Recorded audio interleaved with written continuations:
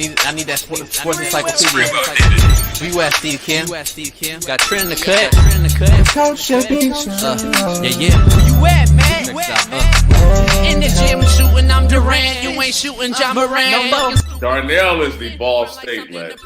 I'm the Warren Central High School legend. I'm proving with a reliable source, straight from the mouth of the horse.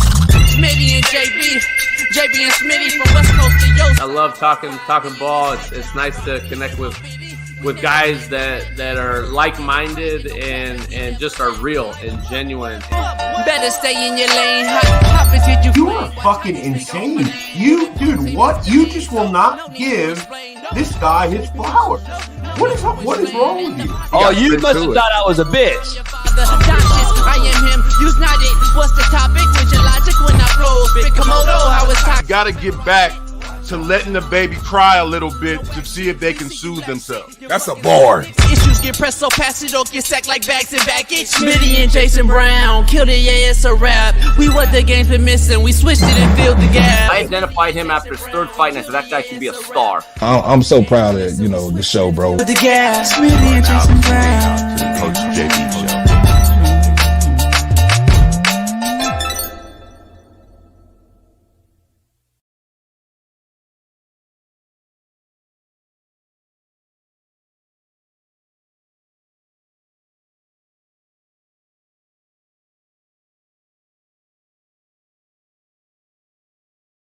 What up? Like, share, and comment on this motherfucker. We are in the building. It is Merciless Monday, and we are back live 6 to 9 a.m. every single day. This week we'll be right here in the Slapdick Cigar Lounge studio. Next week we'll be back in the studio as we're getting that thing redid as we speak. So don't miss this show for anything because it's the realest show on planet Earth, and we got a hell of a lineup today. We are back to E-Dub, Super Bowl winning champion Eric Weddle Mondays. He will be here every single Monday, except for this one, because it is Labor Day weekend, and he's a head football coach, and they're going to practice early, exactly like we did last year.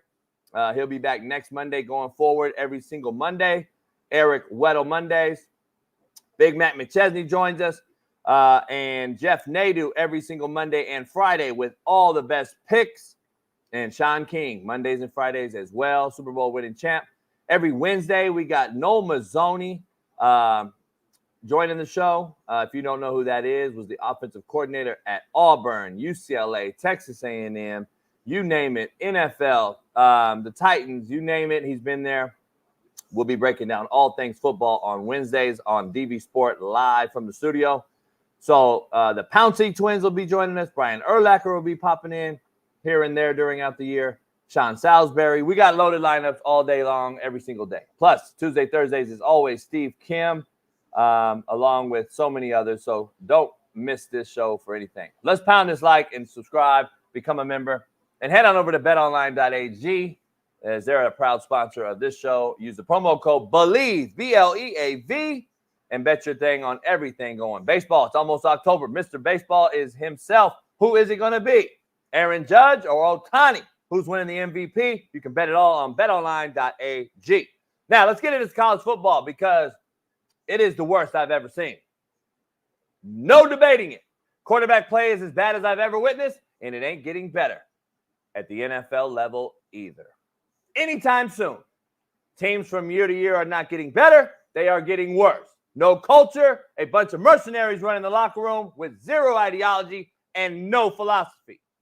This is a sad day in the Coach JB household, and my lovely co-host Smitty will say it will get better, JB. It'll get better, but it isn't. Facts are facts, and I'm sticking by it. Ricky Pearsall gets shot in the chest at an autograph signing in downtown San Francisco. Thank you, Kamala Harris. Brian Kelly gets very angry during post-game conference after losing to Lincoln Riley. What a joke this character is. And UCLA struggles on the road at Hawaii. Holy shit. That looked as bad as Deshaun Foster's press conference. And then Colorado wins against North Dakota State. And you motherfucking prime sexuals act like it was Alabama. I can't wait to dive into that with Big Matt McChesney. Shedeur Sanders looked very impressive as he threw the ball 41 times. Cam Ward and Miami Hurricanes dominate Florida.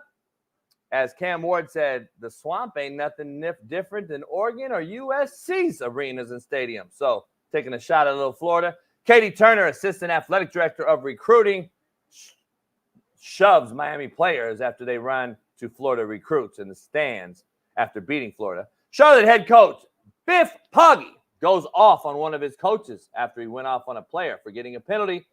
And my young kid, Tank Dell, talks to Ryan Clark about JUCO and myself doing snow push-ups and up-downs at 5 in the morning.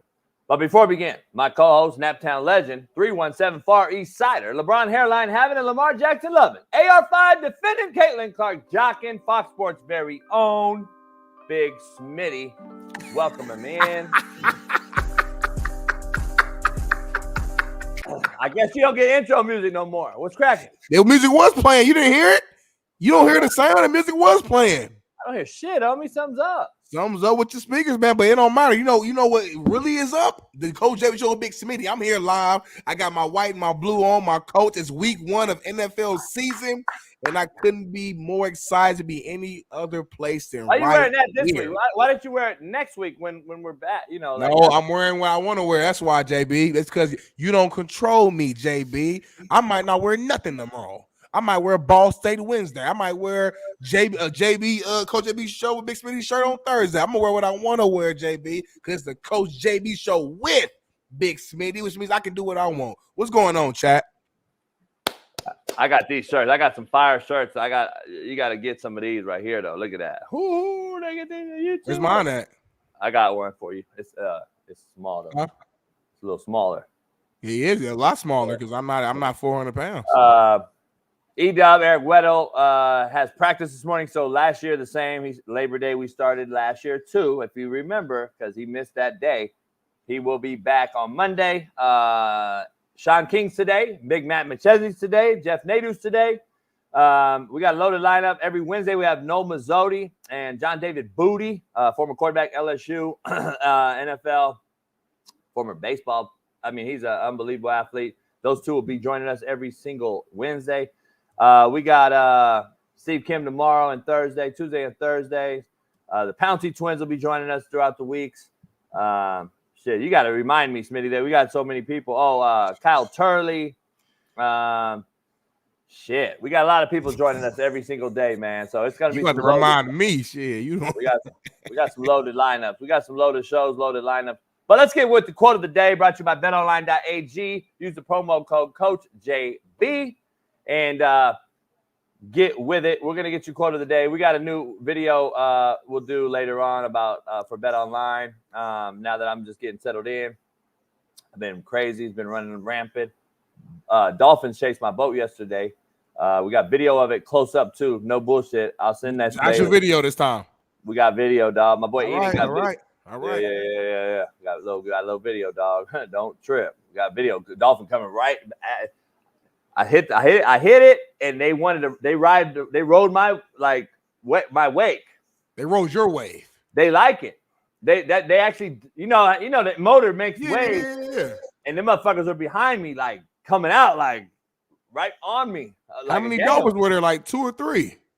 10, 11. What? Yeah, they hood dolphin. I told you, homie, there's a set of Compton dolphins from the hood that are my boys. Trying to tell you, you don't believe me though. We're gonna show you.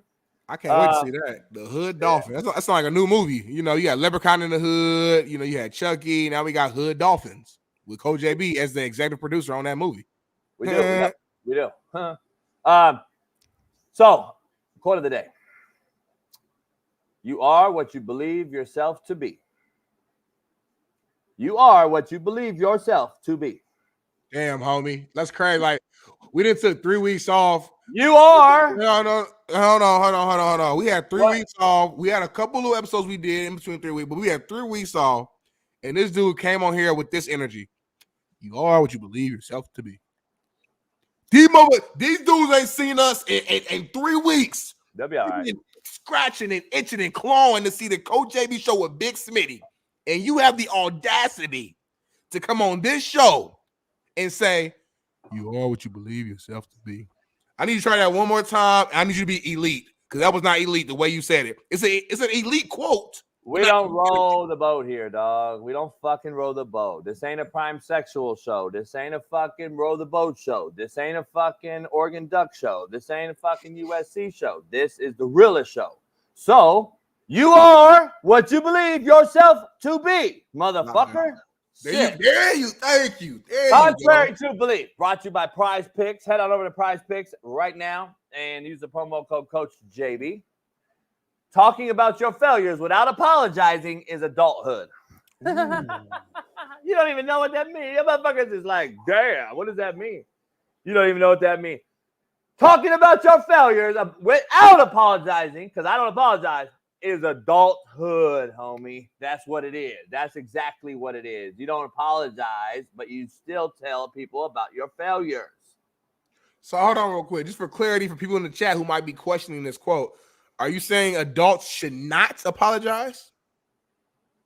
They can still come out and talk to a person as a grown man and tell them about their failures and say, I've done this, I've done that. I call it admitting. Okay. Right? Don't I always say that? I admit when I'm wrong. If I'm wrong, I admit when I'm. That doesn't mean you apologize for who you are, dog. I say that shit for years and years on this show. I'm not apologizing for who I am. I'll admit if I'm wrong. I'll admit that I fucked up. I'm not apologizing. No, that's who I am. I can do the same thing, Smitty, right here without apologizing and tell you one day sitting there chilling on the boat about my failures in life. Okay. And you can too. You won't, though. You're too young. You still don't get it. But if you do something wrong towards me and it's clearly wrong, I expect an apology from you, man to man, face to face. And I'll accept it like this because like I'm not holding no grudge on stuff. But I expect you, man to man, look me in the eye, like, you know what, Big Smitty, I messed up, man. That was on me. I shouldn't have did that. I was wrong. It won't happen again.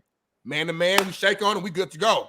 But if your pride is so grand that you can't humble yourself for that small moment in time to apologize to your co-host, to your homie, we got a problem, JB. Yeah, you won't get an apologize from me. Well, let's see. We'll see what happens. Hey, can we drop the winnable link? There's people asking in the chat for winnable.com. Because, Smitty, I need you to give us, everybody here, a winnable shout out and let everyone know what's happening with winnable. Because we hit 6 for 6. I did. I went 6 for 6 the other day. And we don't even want to talk about what I posted and all that because I picked those and I knew it. But all right, JB, JB went. Hey, he checked the story out the other day, and typically we don't do this. Typically we give y'all one free pick online, and then you gotta get the rest of them on winnable. JB was like, you know what? First real weekend. I'm gonna look out for all the fans. He put all his picks on his story, and went 6 for 6 on his picks, showing you guys that we know what we're talking about. He know what he's talking about. I know what I'm talking about. Do we lose money? Of course it's betting. We understand that, but we make a lot of money too. And winnable.com/slappicks is the place to be if you want to follow us, stay online with all of our sports betting during NFL and college football season. Become a member today, and you will get a direct text message to your phone every single time that JB and I put a bet onto our website. There's a free plan where you get our one free pick every single day. Then there's a premium plan where you get the real deal Holyfield pick. So join in. We gave away $50 last week to one lucky member. Posted online, so you know we wasn't bullshitting. Shout out to Winnable for sending that bread over. And we're gonna be doing more giveaways throughout the year, man. You gotta be a member to fall in line. Hey, shout out to all the OGs in the chat. Lucy, Gene, Shaun Waffle, Big Hector, 30-month member, just popped up on my screen. Hector been down since day one. All the OGs in the chat, all the OGs. Appreciate you guys sticking this out. This is going to be a real deal, hopefully game-changing football season for this show, as we got some all new big-time cameras. We got a whole new setup. It's getting built kind of. We're redoing a little bit, so we'll be doing that all week long, and then we'll start next week in the studio on the board, breaking down tape, all the deal, and we're going to be live in studio. So shout out to every one of you guys that have been here since I started right here at my little dungeon here at the house with Spree. So shout out to all you guys, man. Quote of the day, poll question, Smitty. because Winnable is going to win because Jeff Nadu is one of the best bettors on Planet Earth. He'll be on Mondays and Fridays, 30 minutes each day right now for betting picks, straight up, just talking about all things betting from baseball to football, college and pro. Because remember, Major League Baseball season is still in effect, and the World Series is coming up close, fast approaching. So that's a big deal for some folks out there. Not me, but for some folks. And Ohtani is having one of the quietest, best years in the history of baseball. He's about to be a first 50 and 50 guy. Yeah, he says he's going to do 60 for 60. That motherfucker was like, don't talk like no, 60-60. And I'm like, damn. So what he said was, he's going to be the first 60 for 60 guy too. You know what's crazy? Like, we completely just forgot about all the preseason, the early season stuff, all the gambling. His homeboy got locked up, took the bid for him. All that went away. Yeah, Uber Eats now. Because winning cures all. Balling out cures all. We forgot everything. Uber Eats now. He where? He worked for Uber Eats, homie. He was lying. I'm not lying. In LA, if you order something, Smitty, he will bring it to your house. The cat that took the fall. I'm not lying. Bailey showed a video of it. Remember? He did do that a long time ago. Long You don't do your you don't eat your like whatever that's what's that shit called? Goziba or Gohiba or Cohiba? What's that shit you eat? That's Goziba? You said it. I mean, what's that root? What's that root? They say they used to eat that root. It was beetroot. Nah. Gohiba, go. I don't Cohiba, know. that's like weed, ain't it? It's like some, that's ganja. Yeah, that's cigar, Cohiba. What's it called, dog? Ginzu, some shit. I don't know. Jerry, I don't know what the hell you're talking about right now. All I know is that balling out and Aaron Judge balling out, but this ain't no baseball show. So go back to the poll question and tell the world what your question is for the day before I shout out somebody. Well, that'll be for what? Let's start the debate off, Smitty, because the poll question is biggest winners and losers to start the college football season. Smitty, go. Biggest winners and losers. You know, I like to let's start with winners. Yeah, I'm a positive guy, man. Let's start off with the winners, man. First of all, I'm gonna start off with just the whole Alabama team right now. And you asking me why? Because listen, there's a lot of questions going into this season as far as like what would Alabama be? Would Alabama be the same Alabama of old? You know, one of the most dominant teams year in and year out. We didn't know what to do. New head coach, obviously, so many players transferred out from Alabama after Nick Saban left. And what they do, they come out here and start the season off against a Western Kentucky team who typically gets some pretty good cats and got NFL guys who cover their team a handful every single year, and they give them a goose egg. 63-0, dominant, winning in dominant fashion, out there having fun. Jalen Milroe, man, played to his style, and played well, whether it was him throwing the ball a few times, running around the field. They played Alabama physical style football. So one of my number one winners is Alabama as a whole. Number two, man, I got to go with Cam Ward. And I know Steve Kim was over there with you guys. Y'all was partying up, turned up this past weekend. I couldn't make it. Cam Ward in his debut game for the U, to me, balled out, threw for 300, I want to say 85 yards. I think it was like 3-4 touchdowns. The guy looked poised, standing in the pocket. Look at that dime right there. Like everybody can't throw the ball like that. And to do that against Florida, a rival game. I know Florida's not old Florida, but it's still a big-time game, opening weekend. From the ball the way he did, got to shout him out. And then number one for me, winners, for me, I got to go Travis Hunter, man. This guy right here, he's everything that the media says he is. He's a true dog. And I got a segment later on. It's going to be probably tomorrow that he might be on that segment as well because the guy's a dog. He played 129 snaps, I believe. Defense and offense, had like 3 tackles on defense, shut down the whole side of the field. On offense, had 3 touchdowns, 100-plus receiving yards, made spectacular catch after spectacular catch.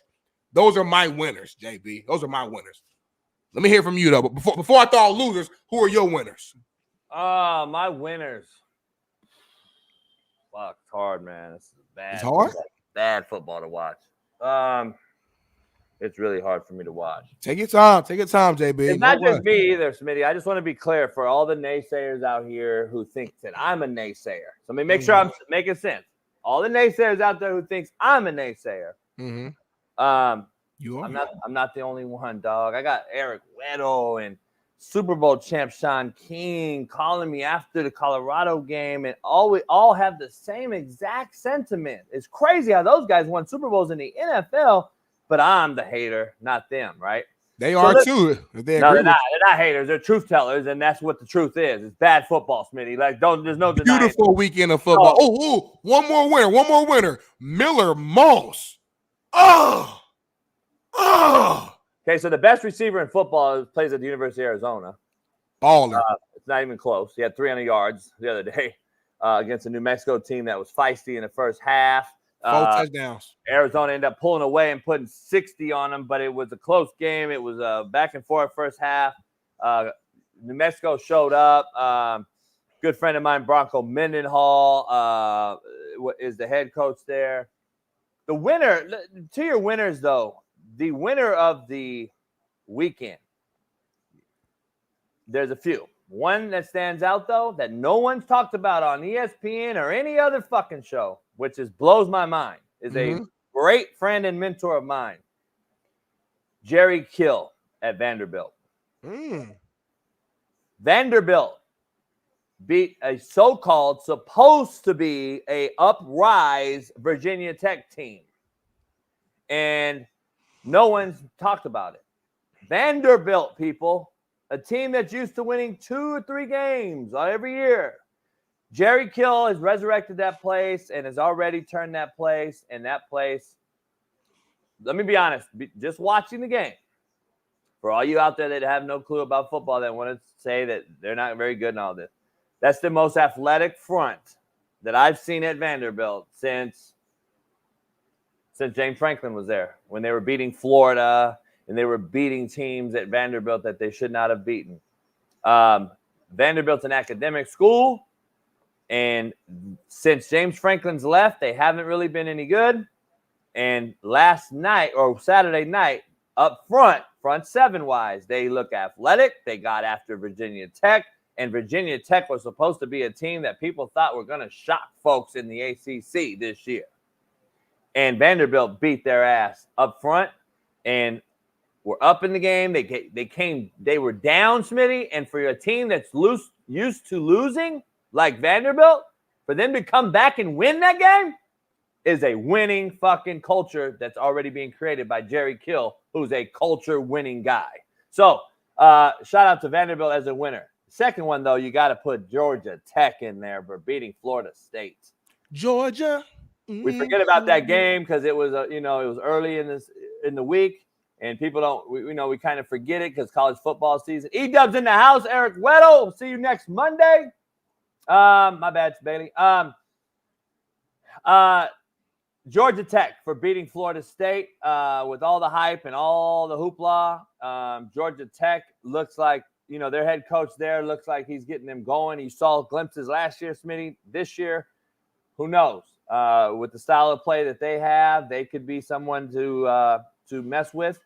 And USC, dog, showing up with defense last night against an LSU team and a neutral site, even though it was West Coast and heavily LA populated, 3-hour drive from LA. About time, though. Usually all the games that we play are in Atlanta, right next to fucking the University of Georgia or LSU or some shithole in the South, and we got to go there. So I'm glad they came to Vegas for once and dealt with this humidity on the West Coast, which is a dry heat. It's not that wet-ass swamp heat. And guess what? SC got away with one, so you got to put them in the winning column. So biggest losers, Smitty, go. Biggest losers, man. Again, I'm going with more of teams when I look at this. I got to start off with Clemson, and not because they lost the game. Again, they're playing Georgia. We get it. Georgia's #1 team in the country, trying to win, a third natty in the last 4 seasons. But it's the way they lost. I mean, they had 3 points total. I think when I look at their team stats, they had 188 total yards. Complete domination from Georgia, the Bulldogs, on how they played against Clemson. And just when you think about Clemson, you think about the history and how great they once were. And Dabo Swinney was looked at as one of the premier coaches in the league and in the game. And to see them fall off this cliff, kind of, compared to where they were, it's just a bad look, man. It kind of it hurts my soul as a college football fan who once remembered Clemson being at the top of the mountain, and now they're slowly going down. I know it's one game. I know it's the number one team in the nation, right now, but still, man, to like not compete at all. After we saw so many other smaller schools compete against bigger schools and make games competitive, I just thought that was a big time L for Clemson, and it kind of removed any hope of like Clemson going back to old, in my opinion, by how they lost. That's probably my biggest loser, JB. I'm trying to think one more loser if I had to throw on the list. Let me see here. I'm trying to think back at the whole entire weekend here. Who lost? Man. You know what? It's gonna sound weird because they won the game. But I don't like how Oregon looked this weekend. I know they won. I think they won by 10 points against Idaho, whatever, 24-14. They won the game. I get it. So, Darnell, what are you talking about? When you watch the game, there was not one point, if you're an Oregon fan, where you're sitting back and you're just comfortable and you feel relaxed. You feel like you got the game won and it's over. It was too close for comfort, and they did not look nearly as dominant as they did last year. They got the new QB over there. I'm losing his name right now, big time guy. And the way they're looking, they have national Dylan. Thank you, Dylan Gabriel. They have national title hopes. If you're in Oregon, like that's the goal, right? So if that's your goal, that's not the type of performance that you want to see for a potential national title team. So those are the two teams that comes off the front of my head, JB. But what about you? Oregon's in there but then it's not, because again, my lead into this show is football is as bad as I've ever seen.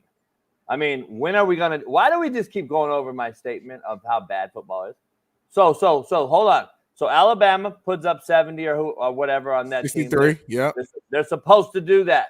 And he came out and was like, let me quiet down the naysayers on all this Nick Saban shit. Nick Saban left, Alabama's going to be shitty thing, right? He came out and beat who was it? Western Kentucky, yep. Who Alabama struggled with a little bit last year, okay? So he came out and was like, fuck it. Let's put the nail in this fucking argument coffin right now. Yeah. So he came out, put his foot down. That's what Alabama team's supposed to do, right? Mm-hmm. Then, and Milroe, by the way, at one point was 4 of 6, 3 touchdowns. I think he ended up being 7 for 9. So 7 for 9. There you go.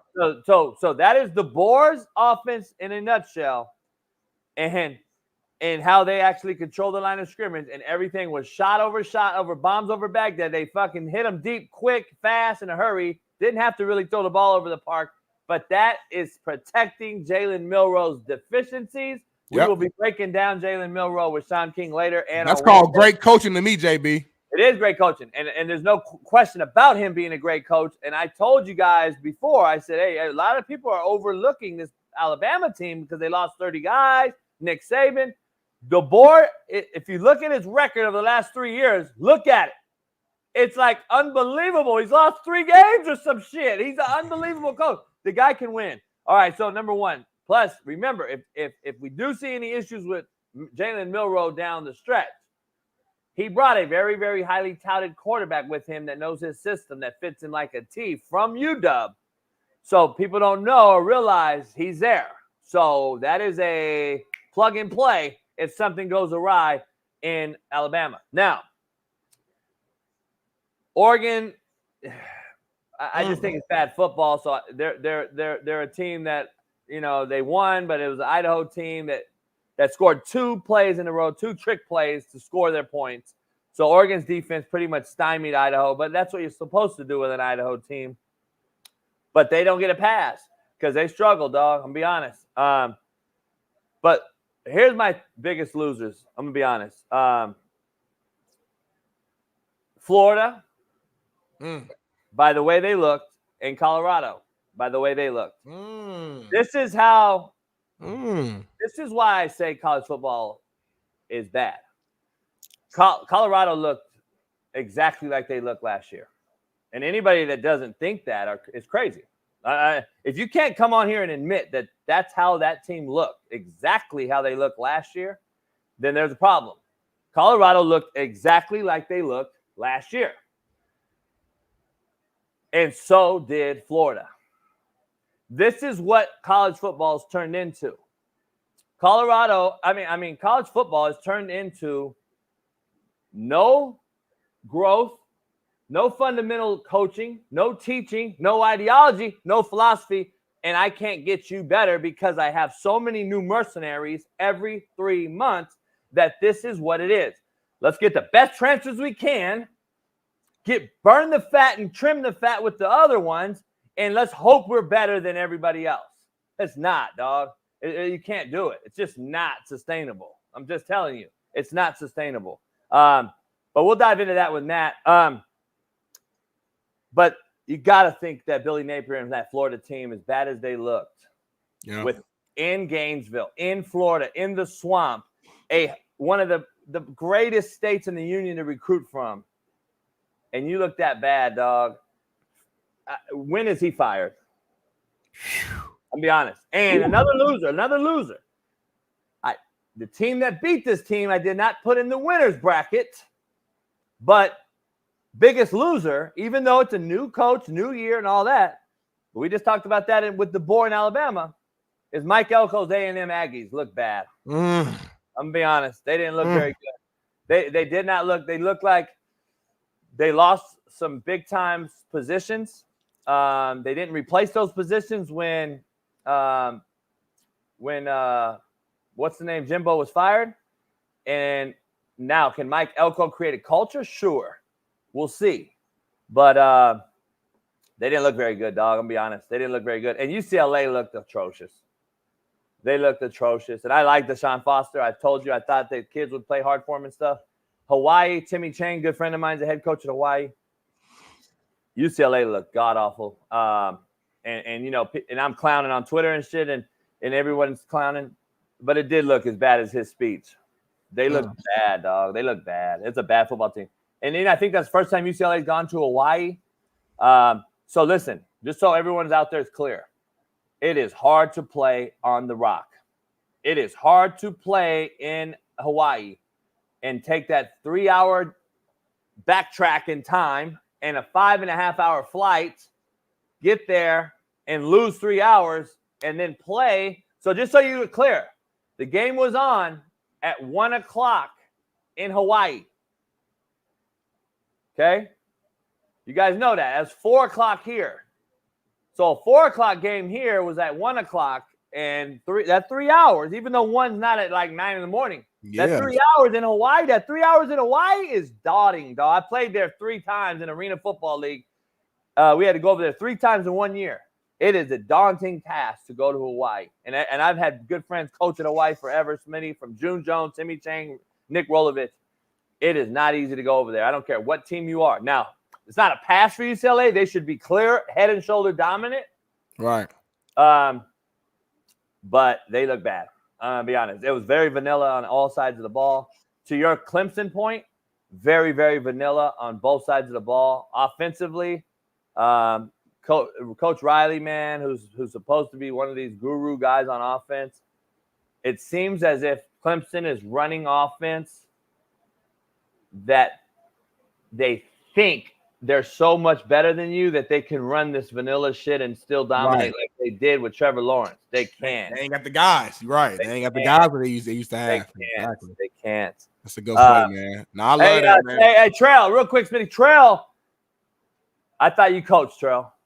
I thought you'd be more advanced as a coach, Trail.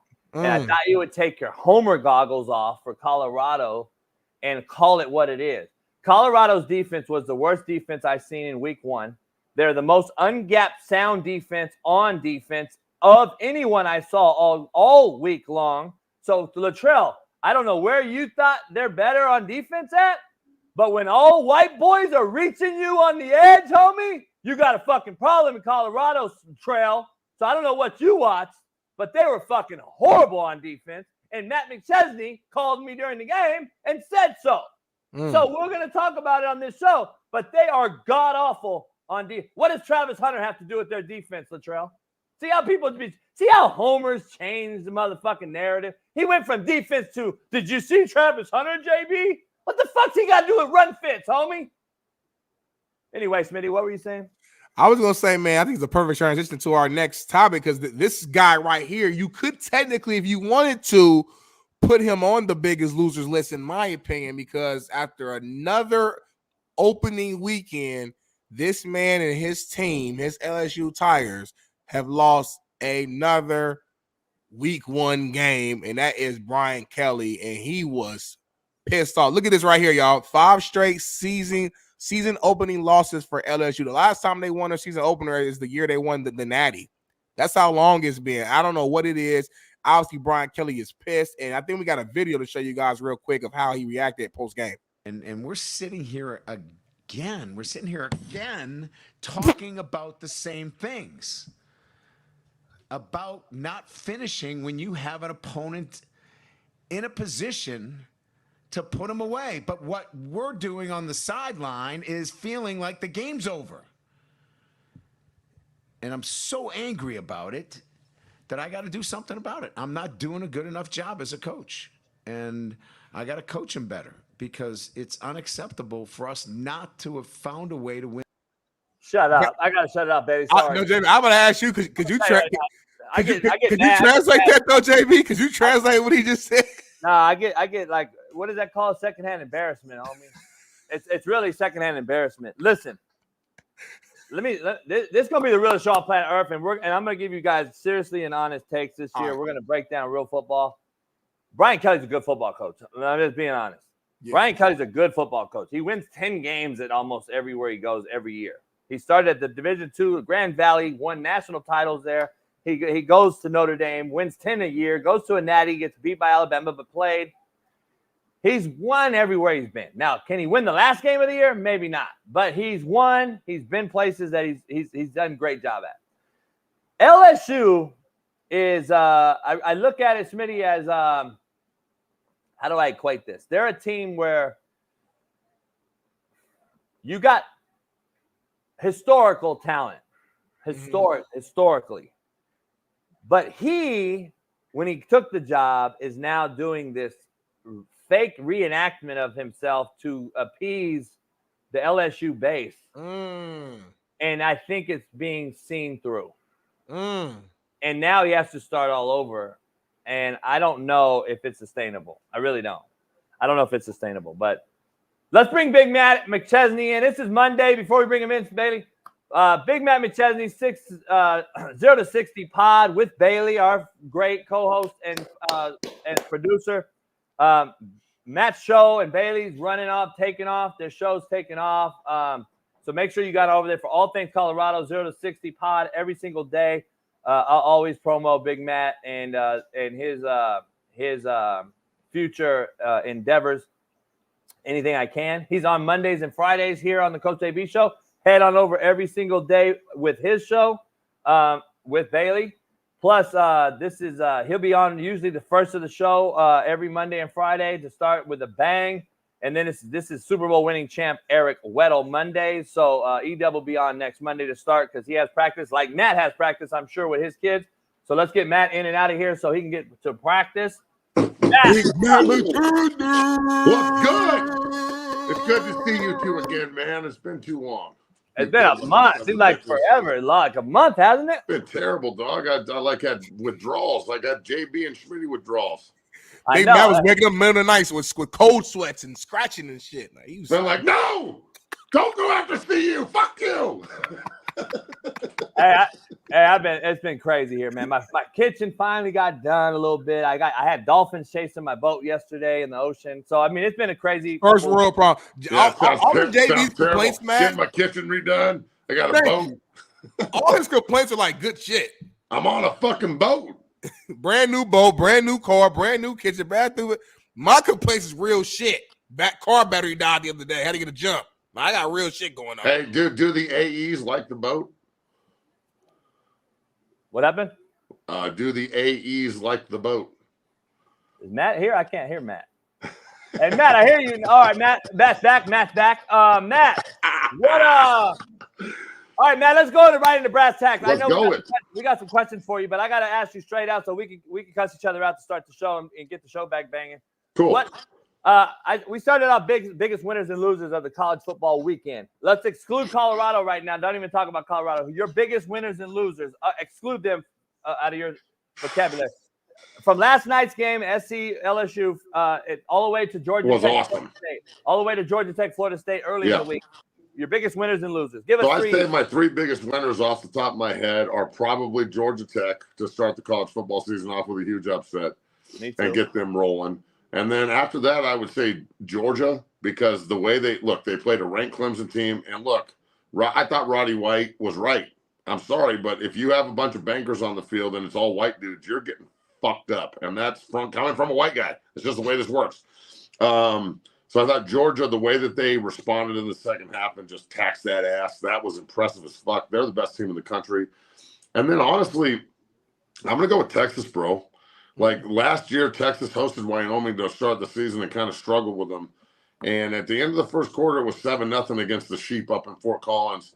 And by the time I look back at the game, it was 45-0 and then 52-0. So I'm going to say Texas, and just for this reason, do you still think that those two guys from Colorado State should have turned down $600,000 each? Thank God for bringing that up. I'm like, hey, Demi, you see that money that was there? Well, it just went poof, bye-bye, because you went 7 for fucking 20 and 74 yards and a couple of picks. Like, now your stock just went. Hey, Matt. So say goodbye to the money. I got it's going to be interesting. I got the quarterback on the show this week. We do? Yeah. You got Fowler Nicolosi on your show? Yeah, he'll be on this week. Can you ask him how his pocketbook feels right now? We're going to talk to him. I'm going to ask him because I wish it was Colorado week. I wish it was Colorado week. I don't know. Do you know who Colorado State has this week? No. Like we can find out though. We can find out. Mississippi Tech School for the Blind, maybe. I don't know. Colorado School of Mines. Yeah. I mean, the Mines might beat them. Dog. They got Northern Colorado. No, they have UNC at home. Yeah. They'll win that game. UNC is getting better, but they're not at the level CSU's at. So yeah. I picked Texas because I love talking shit to CSU people. It's my favorite thing on earth. Yeah. Well, that's the thing though. Like, I thought Oregon underperformed, and I thought, I thought Texas had an opportunity to do the same with Colorado State, but that's a team that looks like, okay, this Texas team is here to show everybody we belong in the SEC. I got to throw SC in there, bro. What I watched SC do last night, I thought LSU would kind of beat the shit out of SC just because SC always has skilled players, but they just don't have the big guys, and they haven't. SC looked like a Big Ten team last night. Like their fucking offensive line's huge and physical. I understand that LSU had some really, really bad, undisciplined plays that cost them the game, in my opinion. The targeting, the fucking idiot that scored and put up the gun, and then they had a 70-yard return off of it. Like, stupid shit like that gets you beat. And Brian Kelly's team is super undisciplined. They're really talented. But obviously the players are in charge, and he just can't handle it. So I didn't think he was a good fit for the Bayou Bengals, especially when he went down there and like changed his accent and shit. Like that shit really turned me off. So look, if he loses another 3 games this year, I don't give a shit if you have the Heisman winner or not. They're gonna run his ass out of there faster than you can say goodbye. Let me ask you a question. I know Smitty has a question before we talk Colorado. Let me ask you, bigger winner or bigger loser? Notre Dame, A&M. You know, I watched every minute of that game. The tackle for A&M, Trey Zune's one of my guys. They only have 2 captains on the whole team, and he's one of them. Where's number 60? He'll be a first-round draft pick this year. He's 6'7", 315, runs under 5. He's a freak. So I was really in tune to that game. I don't think either team won or lost. I think it was a fucking dogfight, and the last team that had the ball, won. So it's not like Texas A&M played. I love how all these other schools in the SEC that didn't play a good team scored like 70 points. I don't give a shit about that. I'd rather test my team and see what I'm like. If we lose, we lose.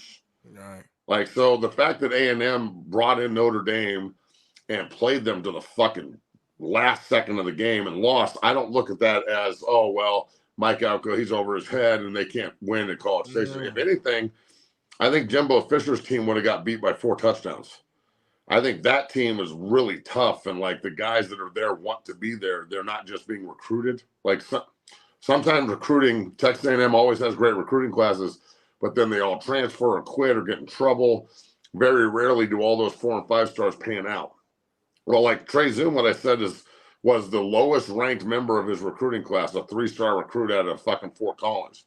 I remember when he tore his ACL his senior year and they still kept his scholarship. And the chat boards in College Station and Gig'em land were like, why would they bring in a kid from Fort Collins? We got kids in Texas. Fuck this guy, blah, blah, blah, blah. And 5 years later, he's your captain, your best player. That's what I'm talking about. It's about developing your talent and keeping people that want to be there. Like that was his dream school. Very rarely do you get that with kids anymore. So I think that both Notre Dame showed a lot of heart and character. The only thing with Notre Dame is they can, this is crazy to me. Notre Dame can go undefeated and still be only the 5th seed because they don't have a conference championship. Yeah, I broke that down. Like, if I'm Notre Dame, bro, like now that the playoff isn't, I mean, it's 12 and it's going to go to 14 and maybe even bigger, you have to go to a fucking conference. Yeah. You have to, dog. You can't just fucking want to get the 5th seed every year. You want one of the buys. Like, you can't just be content with the 5th seed. Yeah. And hoping that that's the seed you get too, because they could be the fucking 11th seed or the 12th. They could be the first, like they're saying the Mountain West or the best group of 5 or 6 schools is going to be the 12th seed. Well, that could exclude them too. So they can only either get the 5 or like the 12. I'll be honest. At this point, their smug asses need to go join the Big Ten or the SEC or something and just get it over with. They'll just never get rid of that ABC money, though. That money, NBC money, yeah, that's the only thing. That deal. Yeah, I get it, but the NBC then needs to try and maximize the team, though, because I'm telling you, you go undefeated and you're still the 5 seed, but you're the number 1 team in the country. By the way, though, fit very well. Matt, I'm looking at their schedule. They got Louisville, who will be very good. Good team. And well coached by Brom. They got Louisville on there, and then they got SC later. And I think they got a Stanford in there. But their schedule is one of the weakest in the country. That doesn't help them by not having a conference. No, it doesn't. Like, they could literally be at like a 1-loss team and get left out of the playoff because the strength of schedule is so fucked up, and they don't play on championship Saturday. Yeah, it's going to be interesting. What did you take about Florida and Billy Napier right now in Gainesville? What is your just takeaway looking at that program from outside in? I know Steve Kim was here watching that game. He's a Miami guy, but I just thought Florida is exactly how they ended last year. I don't see a difference at all. To me, if LSU's undisciplined, Florida's times 2.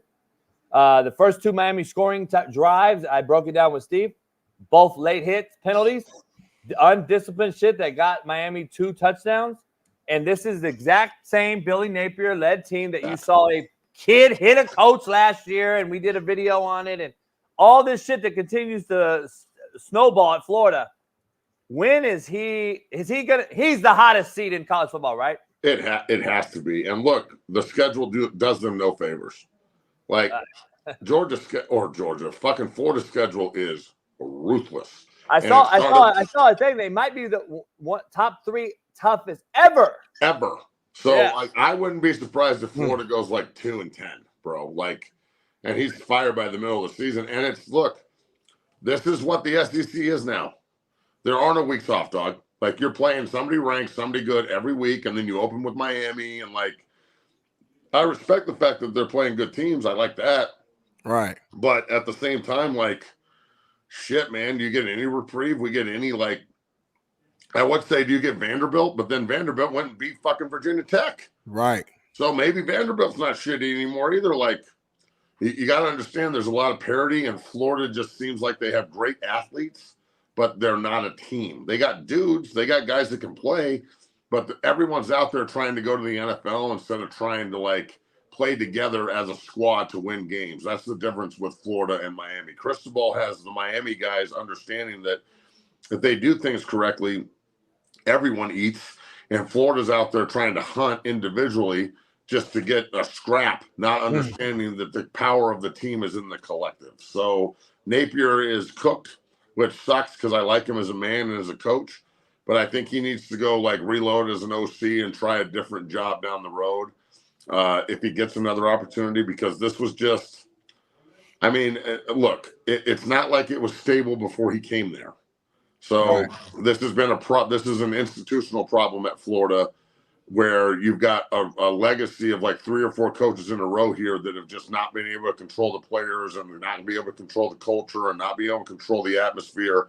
And it's almost like the coaches are against the players, and that is the first fucking step to the pit of hell. Yeah, it's tough, man. I'm glad you brought that up too, Matt, because it's like at one point, like in my brain, there's no way all these coaches are bad. You know what I'm saying? Like at some point, it's like players, it's dog. bigger. Yeah, it's players.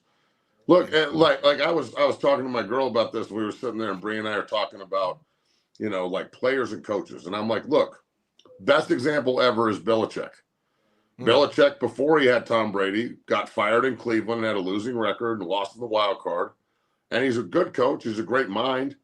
But in New York, he was a great defensive coordinator because he had fucking Lawrence Taylor and Leonard Marshall and Pepper Johnson and fucking Carl Banks and like dudes everywhere, right? Right. So he goes to Cleveland. He doesn't have as many dudes. It doesn't work. He goes to New England. He falls on Tom Brady. He has dudes on defense. He goes to 10 Super Bowls. The minute Brady's gone, he gets Mac Jones. They lose in the wild card. 2 years later, he's fucking fired. So I don't give a shit who you are as a coach. If you ain't got dudes, like Bill Walsh ain't Bill Walsh if he doesn't have fucking Montana and Young. Let me like, it's just what it is. That's real, JB. That's real. That's real. Let me stop you, though. Everything you just said, though, sounds to me like there is some sustainability that was in place, right? Yeah, it's called Tom Brady. We don't have that anymore. No, you went back to Harry Carson, bro. You went back to Lawrence Taylor. I'm just saying, like if you look at good coaches, I don't see a lot of good coaches that have shitty players. Well, that's my point to you, though. My point in this right here is there was some sustainability and some consistency. Yeah, and the mix is the key. Taking Belichick and Parcells and mixing it with LT and Banks and Pepper Johnson and Leonard Marshall and all those boys is why Barbaro and Hostetler and Sims. That's why it worked. You got to have the perfect mix. Now go back. Now rewind and go to, or fast forward to now, and then rewind in college and pro, and kind of equate that to what we have now. Which it's almost impossible to build, bro. That's my point. That's my point. You have to rely on your leadership, which is like when we talk about Colorado, why I'm so high on them. You have to rely on your leadership, and you got to get the transfer portal guys to follow you. But I'll tell you this, if you don't like the transfer portal, I'm going to just point at Clemson, and I'm going to say, look, you cannot play the game all you want, and you can be old school and hate it, but you are going to be behind, homie. And then, look, I'm sorry that all you cracker-ass crackers out there that can't handle what I'm about to say are going to get offended. But coming from a fucking white guy that played this game in the trench for a really long time, bro, it's different. The brothers, it's different for them. There's people that need football, and there's people that like football. And suburban motherfuckers like football. And dudes that need to get out of a situation and help family, and it's all they got, they need fucking football. I grew up in a trailer. I needed football. I needed it. If I didn't have it, I'm going to fucking Afghanistan. And I'm big. I'm fucked. So, like, I'm telling you, it's not a color thing or anything. It's a fucking need and like thing. I like it until it's hot and it's hard, and I got to play against the fucking Warrior. If I need it, I don't give a fuck who you are. I need this shit like air. And there's certain people out there that need it, and there's certain people that like it. And the people that like it end up being fans, and they're offended when a fucking 12-year vet says Clemson has too many white guys on the field. Did anybody watch the game? It was the whole fucking team is white. I'm sorry, but I watched this happen in Boulder for like 10 years. And we just had frat boys on the field and bankers and insurance salesmen, and we got fucked up. But I'm telling you, every one of those Clemson national title teams and playoff teams, it is littered with first round, second round, third round, fourth round, draft picks all over the field, and they're all brothers. So don't fucking sit here and tell me that Roddy White's wrong. Get the fuck out of here. I can't believe you apologized. My apology would have been this. Fuck you. Let me ask you. This is my point. Before we talk some Colorado, I want to ask you something. Going back to Florida and going back to this whole landscape of college football, the take that I always have. They got a kid, number 1 quarterback, I believe, in the country, this DJ Lagway kid. Yep. Who we're going to see probably play. The Zach Mertz kid, I didn't even recruit. Let me just tell you right now. He's from Kansas. I didn't recruit him to Independence JUCO. So, but what do I know? He goes to Wisconsin. Last year at Florida, I think he was 57% completion percentage, which was a little better at Florida. But I never saw it in him. I really saw it the other day against Miami. He looks like a fish out of water. He's not a guy to lead a team to win the last game of the season, if anyone knows what that means, meaning the Natty. He's not a guy to do that. They brought in DJ Lagway, and this is, again, we're going to see another victim of the NCAA's rules and structure.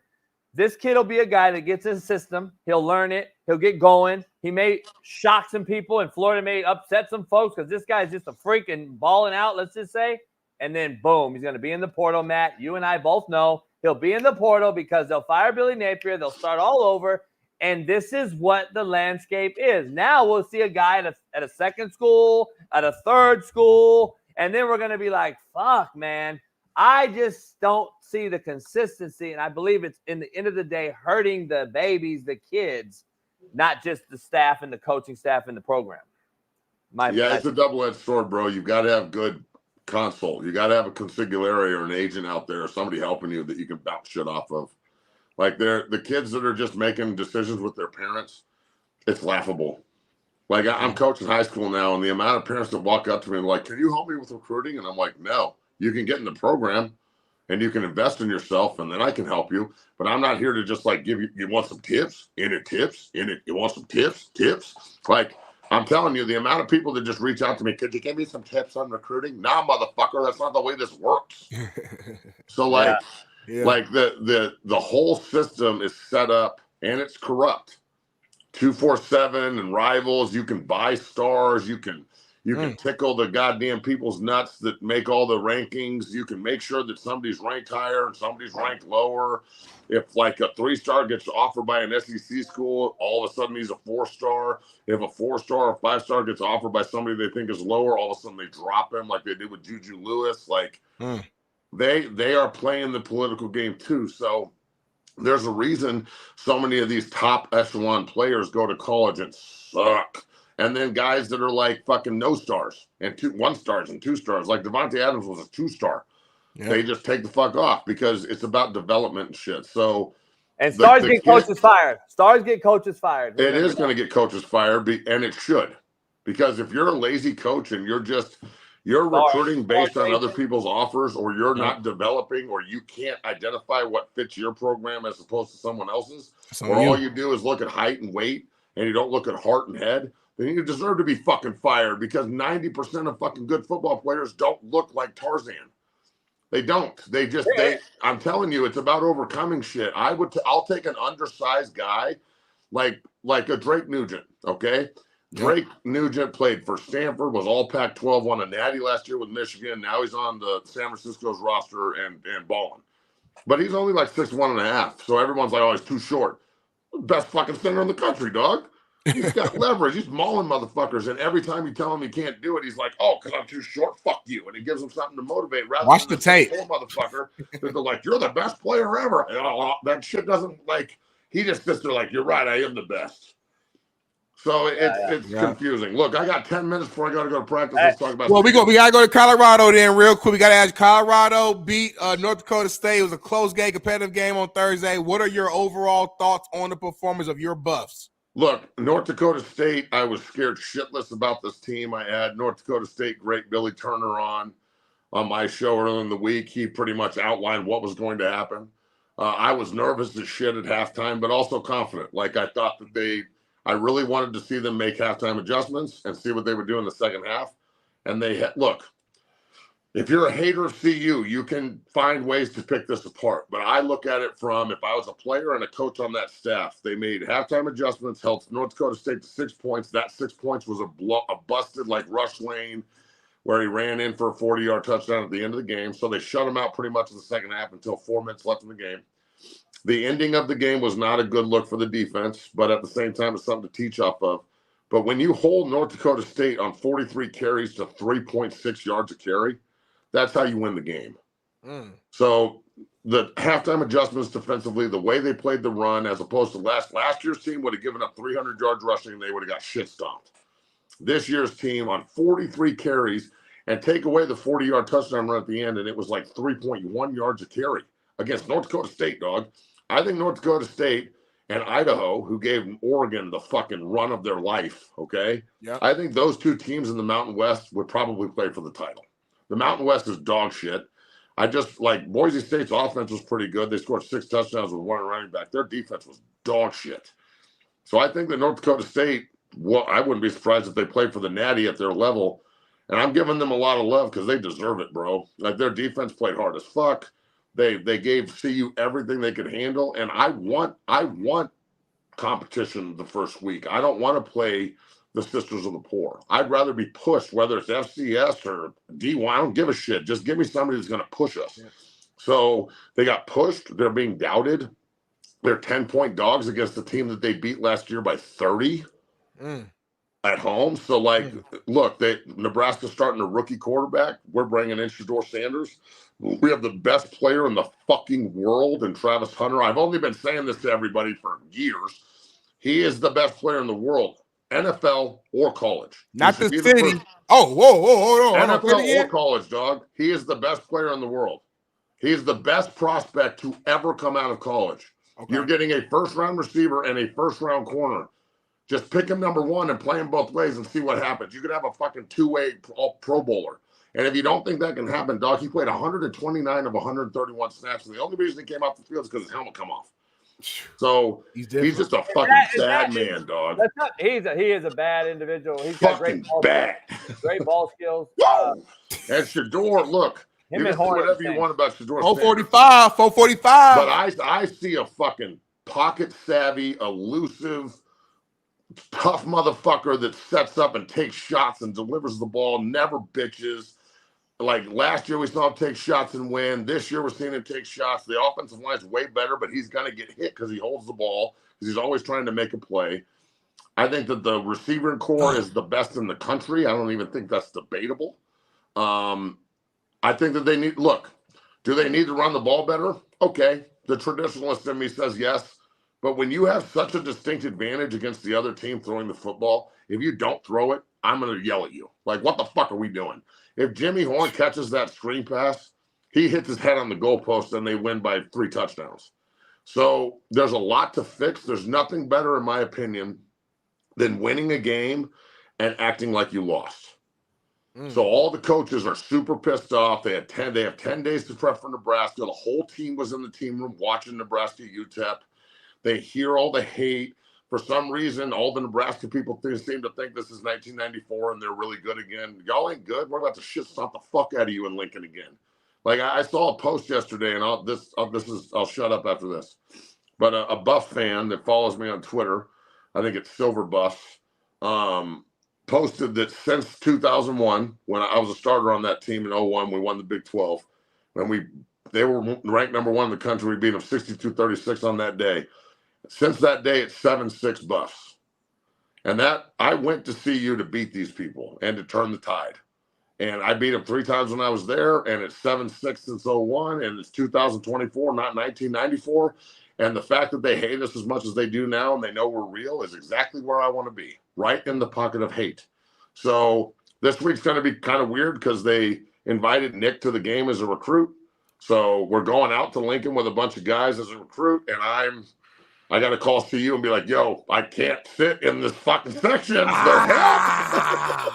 Is there a way for your son to can your son be with the recruits and you still with we're going to figure this out because just, you know me, I'm going to be in there like, fuck these people up, and everyone around me is a Nebraska guy. I'm like, fuck you and fuck you.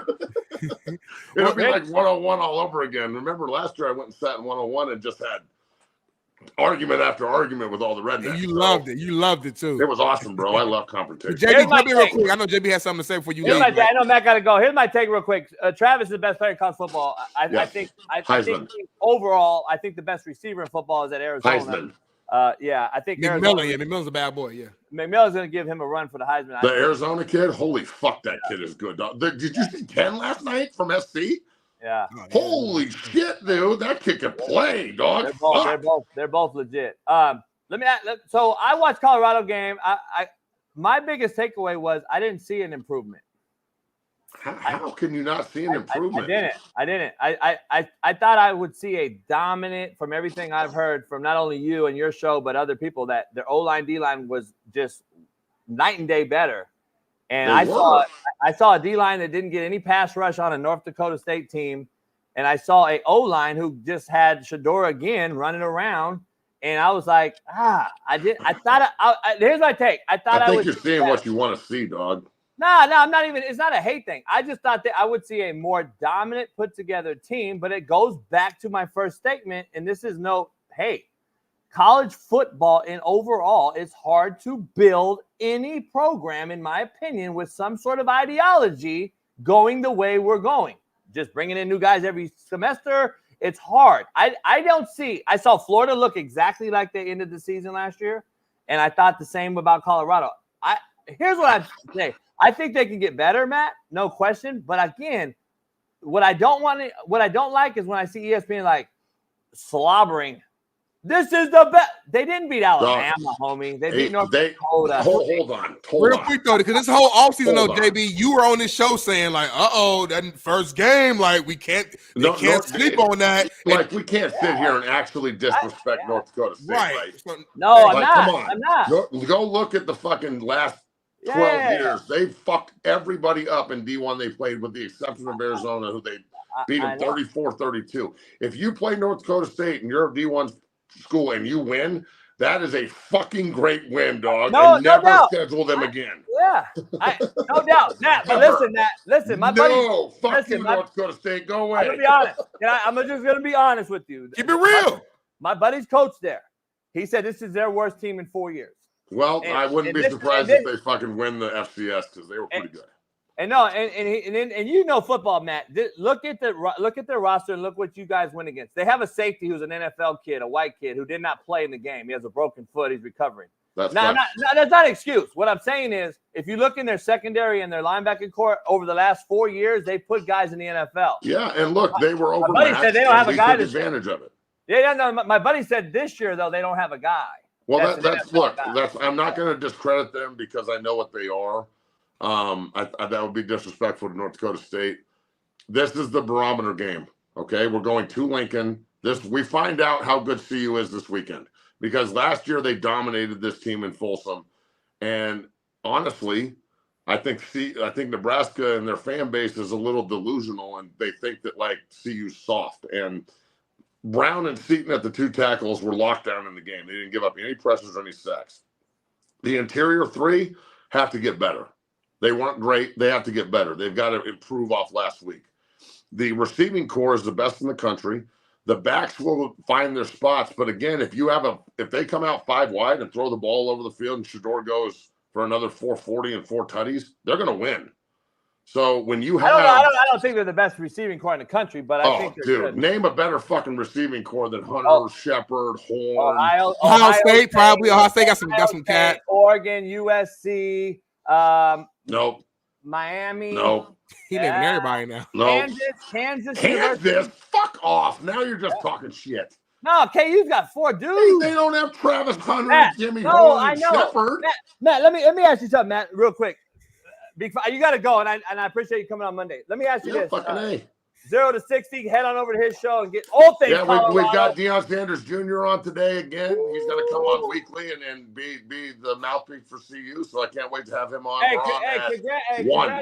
Congrats to you and Bailey too for getting this thing going. Thanks, brother. Hey, JB, without you, bro, none of this shit happens. So you put people on deck. Fuck you. You're getting complimented, dickhead. It is what it is. Hey, listen. Hey, give me real. Can you take a compliment, dog? I hate compliments. I want to get your take on this. I got to ask you because I've been talking to all these guys. Shaun King's coming on next. We're going to talk about it. All right, tell Shaun I'm going to call him back. I totally forgot. I got hit in the head too much. Sorry. Yeah. He wanted to talk to you about Colorado. We're pretty much on the same page. What offensive? Where is the identity at Colorado? Dog. What's the identity? No, seriously, me and you talk. The identity of the roster is this.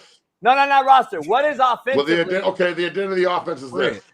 They have the most elite passing game in college football. They have fucking receivers everywhere. The backside of the backfield are elite. The offensive line, the two tackles are pretty fucking good. Jordan Seaton, if he stays on this path, will be an Orlando-paced Jake Long type player, first overall. And that is not a lie. That motherfucker was so smooth. He's the first offensive lineman to ever start as a true freshman in CU history, and they've had some good ones. But Matt, you know you can't throw the ball over the park every single game. Why not? Why not? I don't think they're good enough. Why not? I don't think they're good enough. Well, I think Shedeur is probably the first or second pick of the draft, and Travis is the other one. So when they go 1-2 in the draft and they're fighting for the Heisman this year, we'll have that talk later in the season. Yeah, but I'm just saying they have to also, for your point to be made, they have to win games late in the year, in my opinion. I don't know if you can just sit back and chunk it all over the park like you can. Well, we're going to see. That's for no. sure. I just didn't see an identity. I didn't see a gap scheme. I didn't see a zone scheme. I didn't see RPO off of it. I saw chunking the ball all over the place. I'm sorry, but when you have an advantage like they did and guys are running wide fucking on the edge, on the edge. Them, yeah. You can't. Why would I run I would be sitting there like, fuck running the ball. Just throw it every play. It's like the high school team that I coach on, that Nick plays on, is the only freshman on varsity, and he's fucking killing it. But our quarterback, Austin McChesney, is committed to South Dakota, and he's a fucking animal. He's a great player. 5A player of the year last year in Colorado. I have no idea why CSU and Wyoming and all these schools don't recruit him. It's just the way it is in Colorado. People get overlooked. But he's a stud, and we can run the ball. But why? We've got 5 receivers nobody can cover, and we can just chop you the fuck up. And until someone stops it, when someone stops it, I'll get behind this. But when you go for 445 and 4 tutties and you should have had 5 and the only interception is off somebody's calf, like, I'm sorry, but that the only thing that I can get behind here is CU played average and won, and I'll take it, because now you get to 10-day hyper focus for the corn. It's Nebraska week, no red allowed. Let's fucking go. I can't wait. I got to go to practice. I don't know if I've ever been more excited about a game in my entire fucking life. I can't wait for Saturday. 10-point dogs right here. Colorado's 10-point dogs. So if I want to make some money, put about 1,000 on Colorado this week. Look, Colorado was like 12-point dogs in 2018 when they went there and won. They won in 19. They won last year. We got these motherfuckers by the short and curlies, dog. It's on. If you take Nebraska, you're a fucking moron. The bus are coming to Lincoln, and all you're going to hear after me after the game is walking by them and going, good game. Good game, good game, good game. Straight to the car.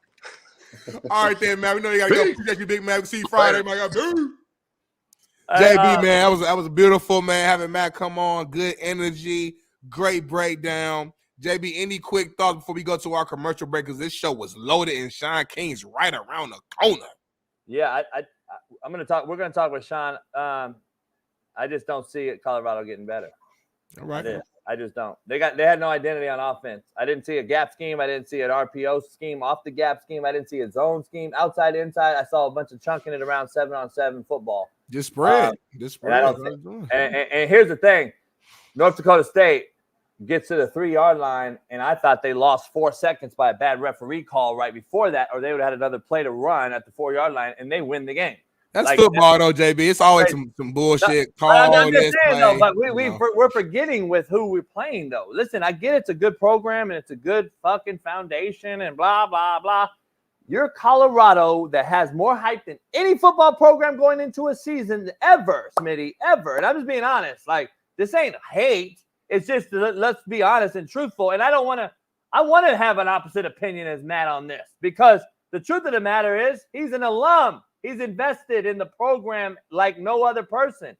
So he's going to look like a homer, but he's an alum. He's invested. That's his program. It doesn't matter who the head coach is. Matt's going to be the same every year for whoever the head coach is. So kudos to Matt for being that way, because he's an invested alum. Now, having said that, though, I'm always going to give the gray area take, because I don't see this team getting better. I don't see a different team than I saw last year. I don't. I see a bad O-line. I see a bad D-line. Now, did they stop the run to 3.5 yards a carry, 3.1 yards a carry? Yes. You know why? Because Hunter and Horn hit them big so many early times. I'm shocked North Dakota State stayed in the game, because they had to abandon the run and make up stuff and do things on offense. But they had like 43 carries, though.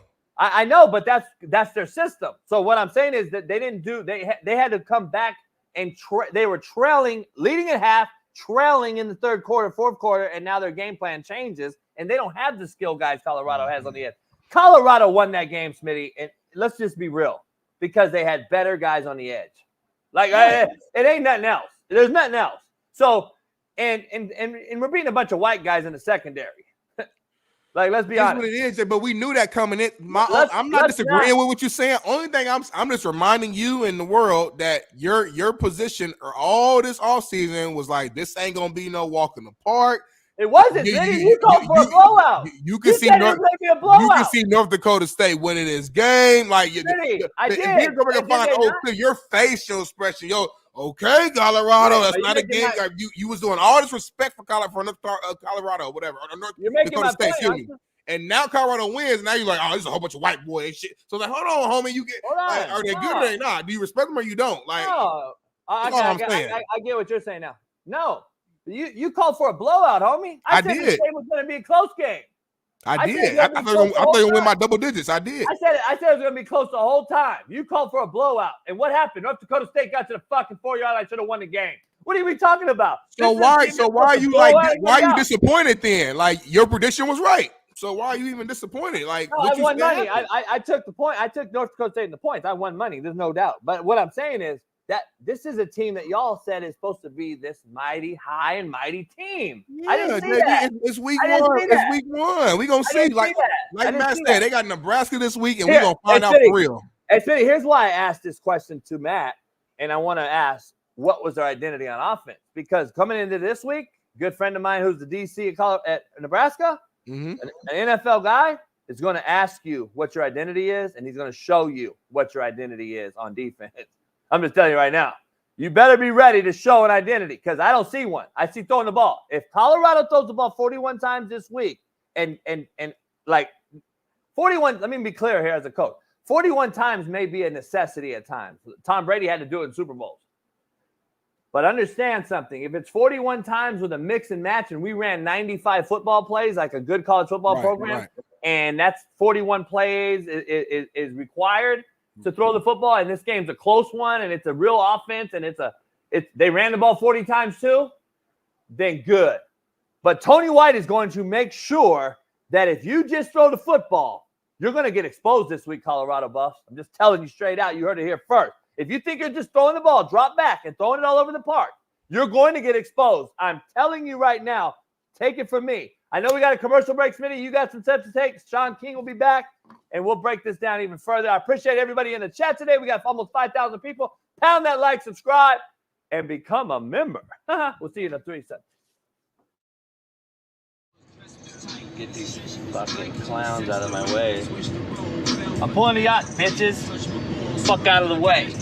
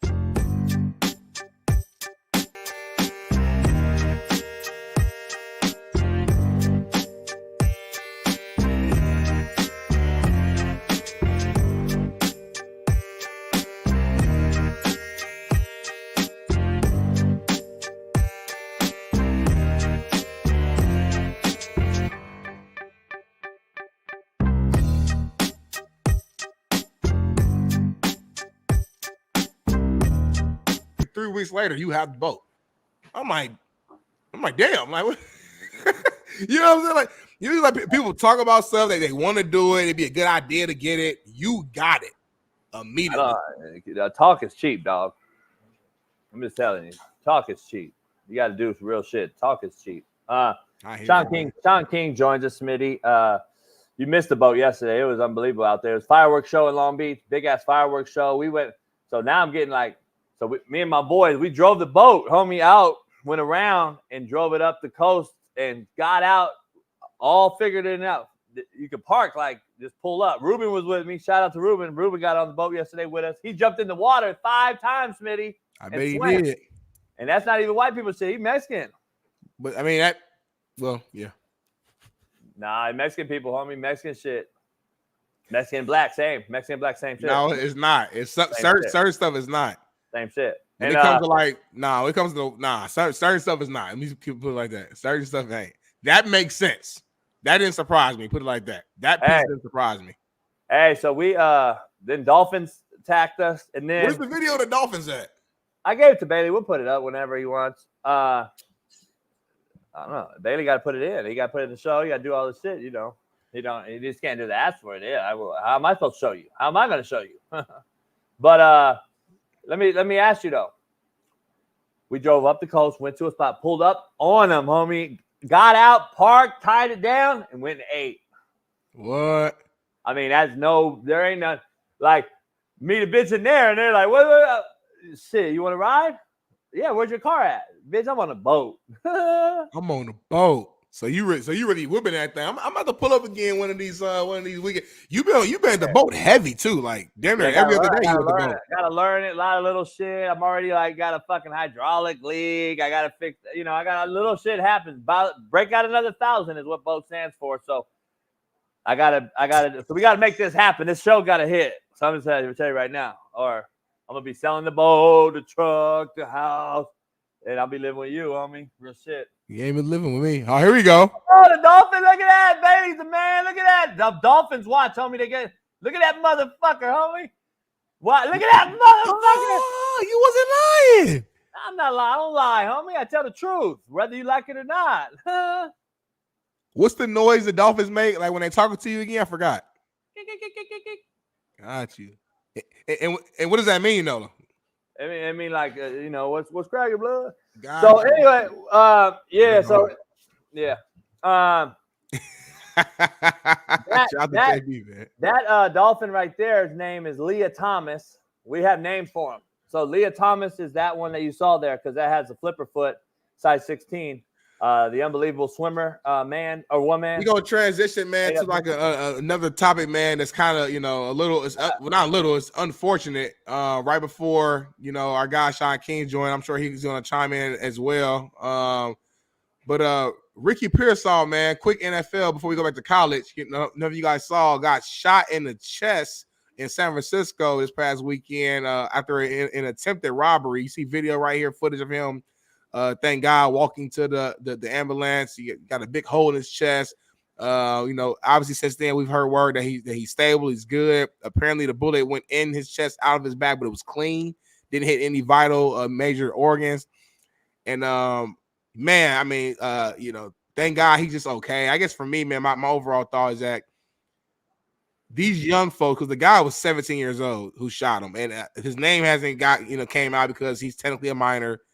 But these youngins don't have any respect anymore. These youngins don't have any fear of consequences either. And when I say that, I mean it in multiple ways. Fear of consequences in the sense of like, you don't know what this cat could have did in retaliation to you, because I think they were fighting for the gun, and the 17-year-old actually got shot too. They both got shot because they were fighting for the gun. Ricky was trying to fight him off. He got shot, and then the guy got shot. So number one, these guys have no fear of what could happen to them from a physical standpoint. Number two, they have no fear of what could happen at home.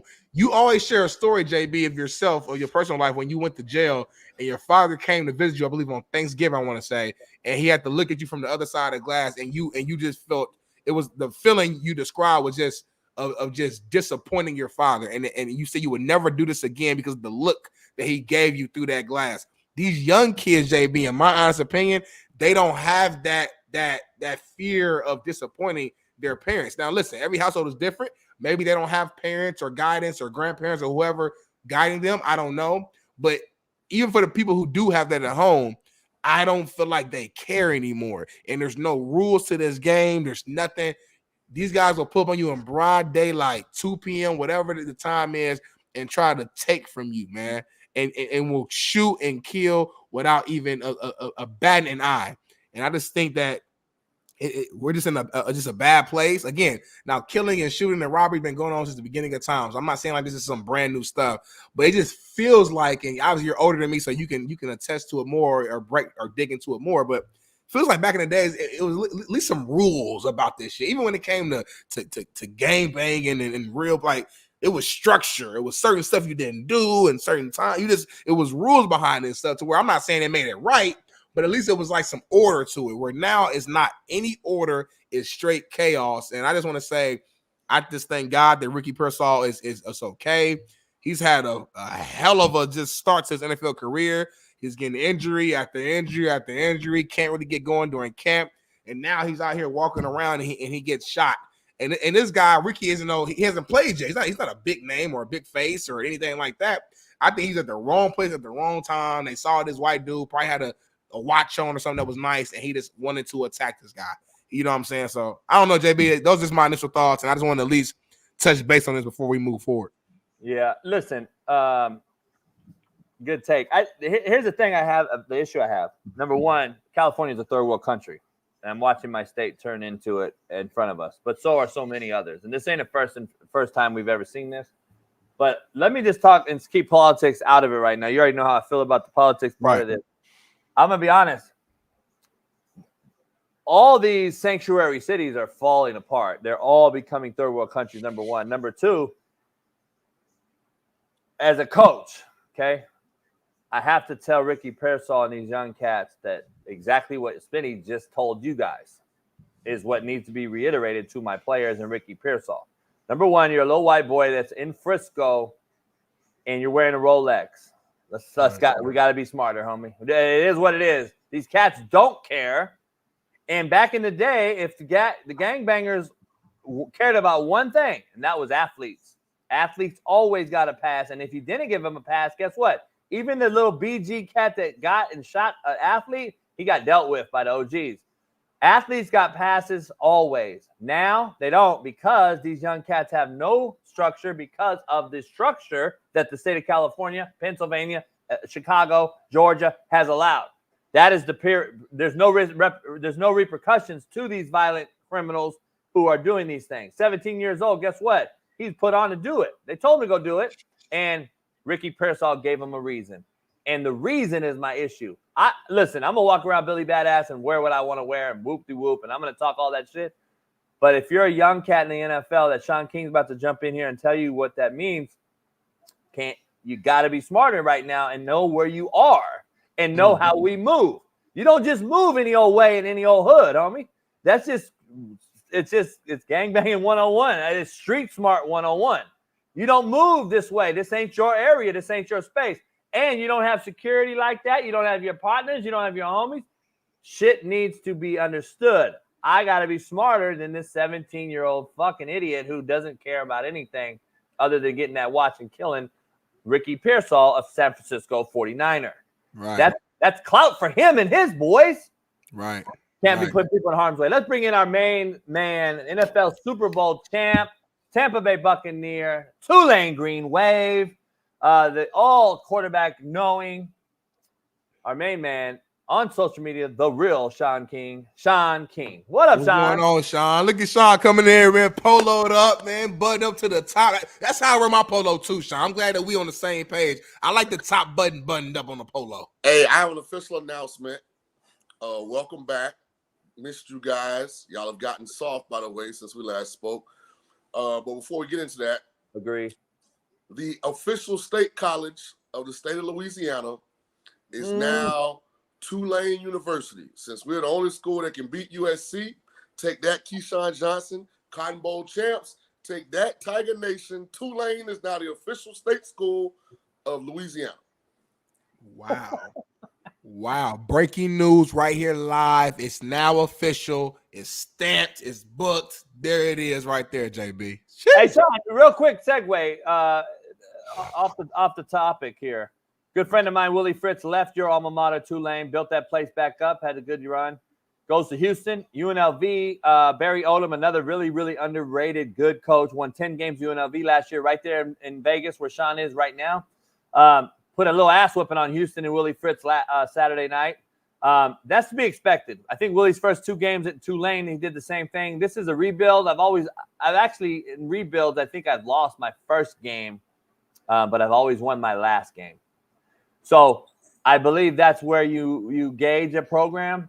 I think Houston's in fine hands. I think in 3 years, Houston's going to be a team that he's never had this much talent and that he can get in academically. Tulane, as Shaun knows, is a nightmare to get players in there. Houston is very easy to get players in. Willie Fritz will do a fine job. I'm not worried. And Barry Odom has UNLV rolling. UNLV is a scary West Coast team right now with Barry Odom and Barry Odom led team. Where are you at with that whole dynamic? Willie leaving, Tulane's getting one of his old guys. You worried about Houston and Willie Fritz? And where are you at with that whole thing? Well, first of all, it don't matter where I'm at with Houston and Willie Fritz. I know Houston, the people that put money into that program, they're in the Big 12 now. They got an issue with not just losing to UNLV, but getting their ass kicked. They got whooped. UNLV was better on the trenches. They were better all around. I actually text Fritz during the game. I could get both of those quarterbacks and turn them into first-round draft picks. Willie's still out here playing around, thinking that the coordinator could be the quarterback coach. You got to have somebody that really understands how to develop that position. And, you know, obviously Brandon Marion is doing a great job at UNLV. He had the local kid last year that worked wonders. That kid took a big NIL deal to go stand on the sideline at USC. Brandon got a transfer in, didn't miss a beat. So, I mean, of course, I believe in Fritz. He did a great job at Tulane, but they're not trying to hear that in Houston right now. It's not like this was a conference game. This was the home opener versus UNLV, who's best known for Jerry Tarkanian and the game of basketball, not for the game of football. So, you got to go back to Randall Cunningham days. Hat tip to Barry Odom, though. They did a hell of a job. Yeah, he turned down, I believe, Houston last year as well. He turned that job down and some other jobs because I think he was playing the smart role. He's going to win again and prove that he can win at UNLV, and he'll end up being the next head coach, maybe at a place like Florida, maybe at a place like he'll get a big job, and I think that's what he's doing. So a shout out to him and what he's going on there. Let me transition to Florida. I said that. I put a poll out the other day. I said, don't be surprised because that's what he'll take to get the Florida State job, right? He'll go there first, be hated, and to get his Florida State alma mater job. Hold on to that discussion, though, because that's a discussion we can have. But let me ask you, no one's talking about another good friend of mine, Willie Fritz's best friend at Vanderbilt, and what this man's done there already. He's turned Minnesota around. Jerry Kill, Division II guy. Emporia State University was the head coach at Emporia when I was playing at Fort Hays State. I've known Jerry for a long time. He suffered from some seizures. He had to get out of football for a while. If you know Jerry Kill's situation, no one's talking about what he did at Vanderbilt and beating a team that Va Tech, I believe you even have said, a lot of people thought Va Tech could have a better year this year than anyone's expecting. I thought Vanderbilt looked better up front, both sides of the football, more athletic. And Jerry Kill is known to rebuild programs just like Willie Fritz, and they're two best friends in the business. Where you at with Jerry Kill in that Vanderbilt program? I had high expectations for Virginia Tech coming into the season. That little back, I'm drawing a blank. I think it's Teal is the last name, 33. He's really damn good. But really, this was a tale of two quarters. The quarterback, I think it's Kyron Drones is how you say his name. Yeah.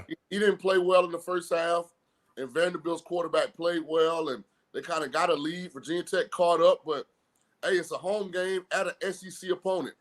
And there have been years, you know, especially when James Franklin was at Vanderbilt, where they were extremely competitive. So, they beat Florida, won bowl games, beat Houston. Yeah, so although they haven't been able to rise to the top of that conference, there have been times where they've been a rock-solid middle of the SEC caliber team. So, you know, Virginia Tech's still trying to get back to their heyday. I thought they had a shot, but I'll be honest with you, after watching this weekend of football, it's only one team in the ACC that I want to see.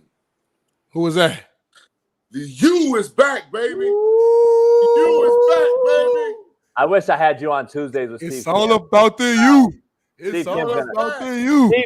Steve Kim's going to go crazy this week, all on the show. And listen. Okay, let's break down this guy real quick as we transition. And his platform, Shaun. If you got a hold of Cam Ward, and Smitty only cares about the now. You and I care about the future. Where are you projecting him in the NFL? Because you and I both know that his platform is going to have to get a lot more solid and foundational and consistent. We know you can do the Mahomes shit in college if you're just more arm talented than everyone else, like he is. And we see the 3-quarter drop and all this arm angle shit that's now popular because the street agent trainer is what they're doing now. And Shaun and I both know what I'm talking about. Where are you at with him transitioning to the league? Because we saw a lot of off-platform throws. He's got a very quick release, a 3-quarter release. He's got a strong arm and all. But in the NFL, do you see that transitioning? This is going to be a fascinating evaluation because I truly think he has some of the worst fundamentals I've ever seen. Me too. But he's super talented. Yeah. Also, you want your quarterback to play with confidence, but I mean, he's unabashedly cocky. He's not confident, he's cocky. Yeah. And I've just never seen a quarterback that has those two things combined win anything of significance. They've had immense highs, but there will be 2 or 3 weeks where those bad fundamentals, it's sort of like the interception he threw. I think it was in the first half when he rolled to his left and he sidearmed the ball and it sailed on him. I just wonder, especially when you get in inclement weather situations and the conditions aren't perfect like they were Saturday, can he execute and consistently locate the ball? But hell, when you Miami and you've been dealing with the Van Dykes and all them clowns, and hey, Miami, the U is back. They are loud. They are confident. We'll see if they can sustain it, but doesn't look like the ACC is that loaded. So the conference champ, automatically gets in the playoff, and he's the kind of guy, when he's hot, they can get on a run and shake something. And they got a favorable schedule too. We looked at their schedule a couple of times, just leading up, into this season.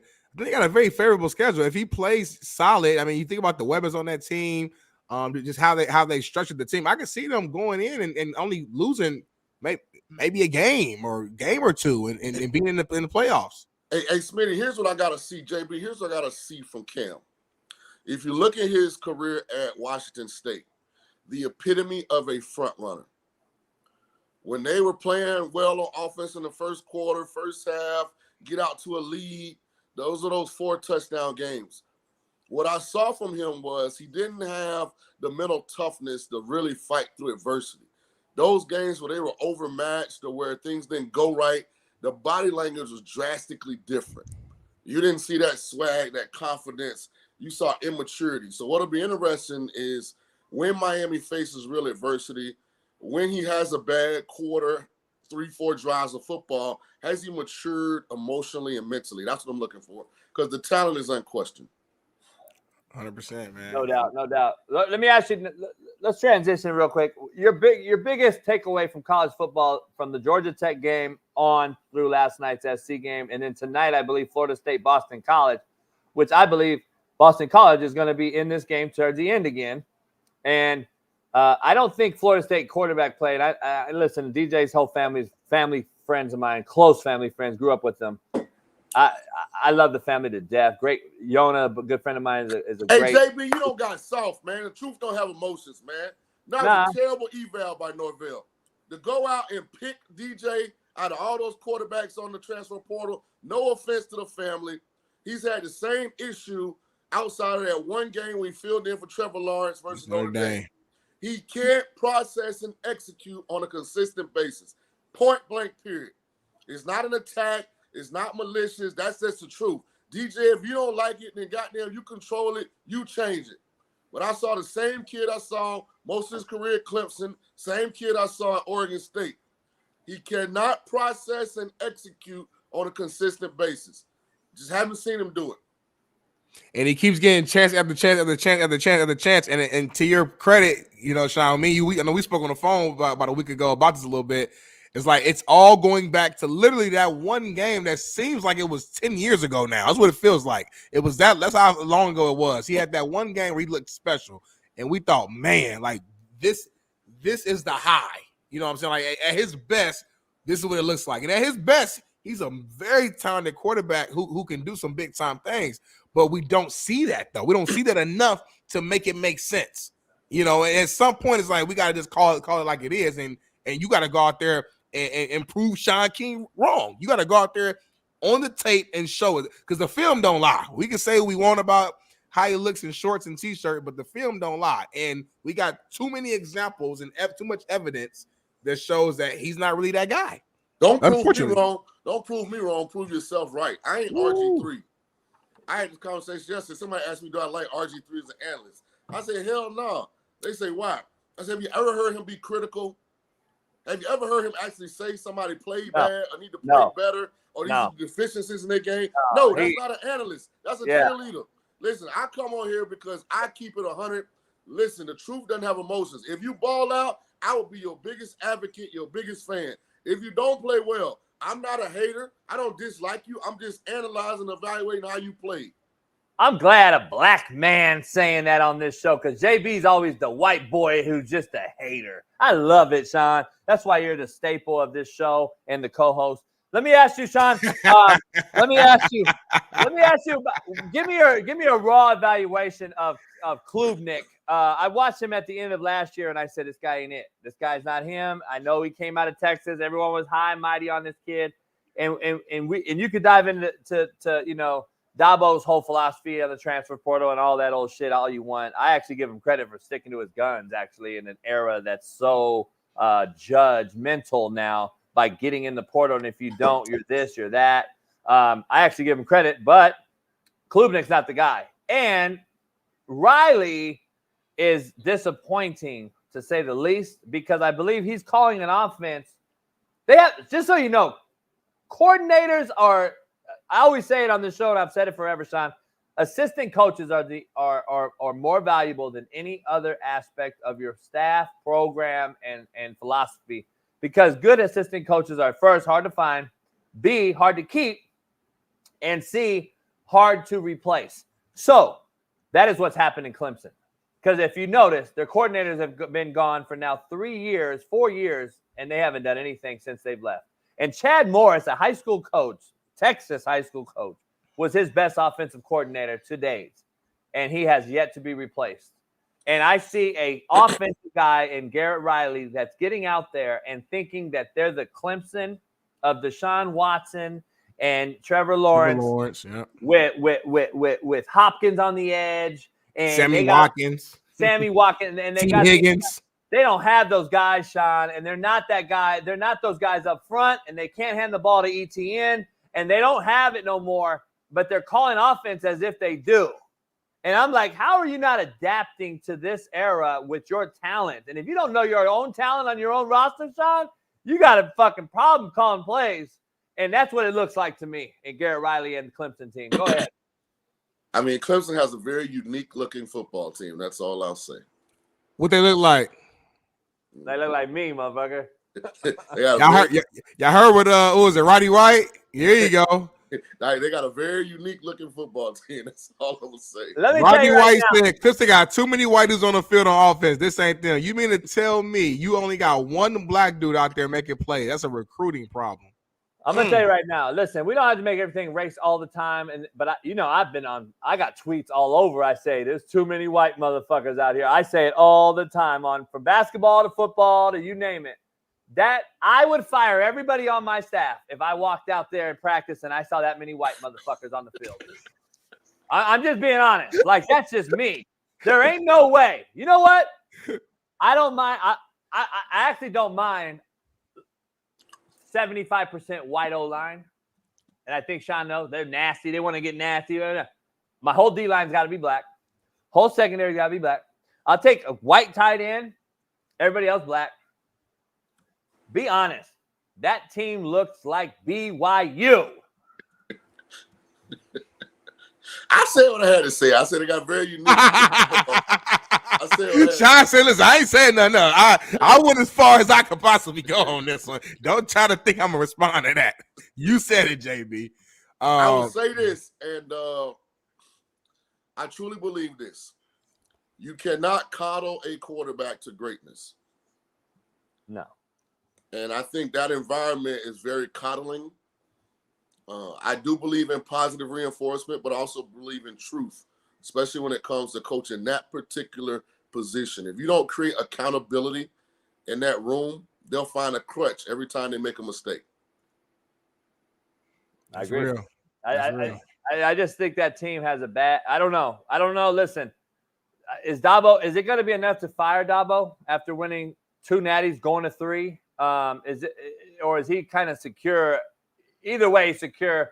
But I think that the collectives out there in the world now, and the times we live in, and I mean collectives at other schools, Shaun, let's just say the worst of the worst happens and Clemson moves on. Who hires Dabo now? If this is going to be his ideology moving forward in an era where the biggest bag wins now. Like, who's going to hire Dabo? You know what I'm saying? Like, do you see that getting does that translate anymore? Like, he's going to stick to his guns and, you know. It don't make sense to hire him. He's already came out publicly and said that he's sticking to his guns. He's not He's not going to Trent report. He's not doing this. He's not doing that. If I'm a university, why am I hiring that when I'm seeing it fail at Clemson? Now let me ask you though, and I'm gonna be honest with you guys. And if you guys know football, you know football. Clemson's D line's 4 NFL guys up front. Oh yeah, they're fucking legit. Homie. They went toe to toe with Georgia for a whole half. There's no doubt. Where Dabo's coming up short is the elite athletes at the skill positions. A lot of times in 2024 come with behavioral idiosyncrasies and they cost money. Yes. And Dabo's trying to avoid both of those things. And so now you're just limiting the pool that you're picking from. It's almost like a Notre Dame type of business plan, business model. It's Shaun, like, not to cut you off, but there's not a lot of McConkeys out there. Right. Like, if Georgia get him, then hey, you ain't getting him. I mean, so it's not like it's 30 of those guys. So if you see like most of these elite dominant, even the ones that used to go to Clemson, like once they got to the pros and really spread their wings, like I know because Jeff Scott brought that foolishness to South Florida and failed magnificently. So I've heard exactly what the Clemson way is, like what the behind the scenes ideology is about what kind of a player. They want kids from 2-parent households. Like they want kids, no gold teeth, pants, buttoned up, not hanging off them. And listen, I don't have a problem with that. The issue is not as many of those available at the elite talent level.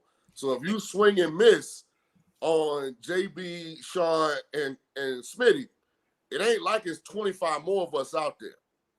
Right. And to your point too, like to me, the reason why I disagree with that ideology is because to me, part of being a coach is outside of the football field. And to me, part of being a coach is taking those guys who got pants hanging off their ass and jury on whatever, doing whatever, and you teach them how to be a man. But I think coaches are getting lazy now. Unfortunately, not all of them, but some of them are getting lazy. And they don't want to teach them to be a man. I don't know if it's lazy. I think it's scared. They'll get fired now or lose a kid to the portal. This is the problem with the landscape. Not if I'm Dabo, though. I'm not scared if I'm Dabo Sweeney. But I'm saying you can't – he don't want to get into that world because of the reason I'm saying. He doesn't want to get into that world where he knows, okay, now I'm just going to get a kid and lose him anyway because we're going to tell him he can't do this, and the third, and then they're going to leave or get a bigger bag from Georgia or whatever. Here's the thing. Georgia's talent is so legit that you can have 32 arrests in the offseason and still dominate Clemson. Like, people don't understand. This is Florida Urban Meyer. This is Miami Dennis Erickson. This is USC Pete Carroll. This is the teams that win. They have more talent than you, and they're going to have a shit ton of shit birds. And guess what? They have so many, to Shaun's point, that guess what? When I lose you and cut you, I have another one right behind you. And that cream rises to the top. And the bottom line is Georgia's going to still win with a bunch of shitbirds because they have so much of them and so much talent. And that gold teeth, pant sagging motherfucker is the ones that win the big games at the end of the day until they play another team similar that don't jump off sides, that don't have arrests, and that don't do things like that, like a Nick Saban Alabama or 3 years ago, Kirby Smart Georgia. Now Kirby Smart Georgia is an epitome of what the portal has become and college football has become, where we getting the best players, but to Shaun's point, that's what comes with it.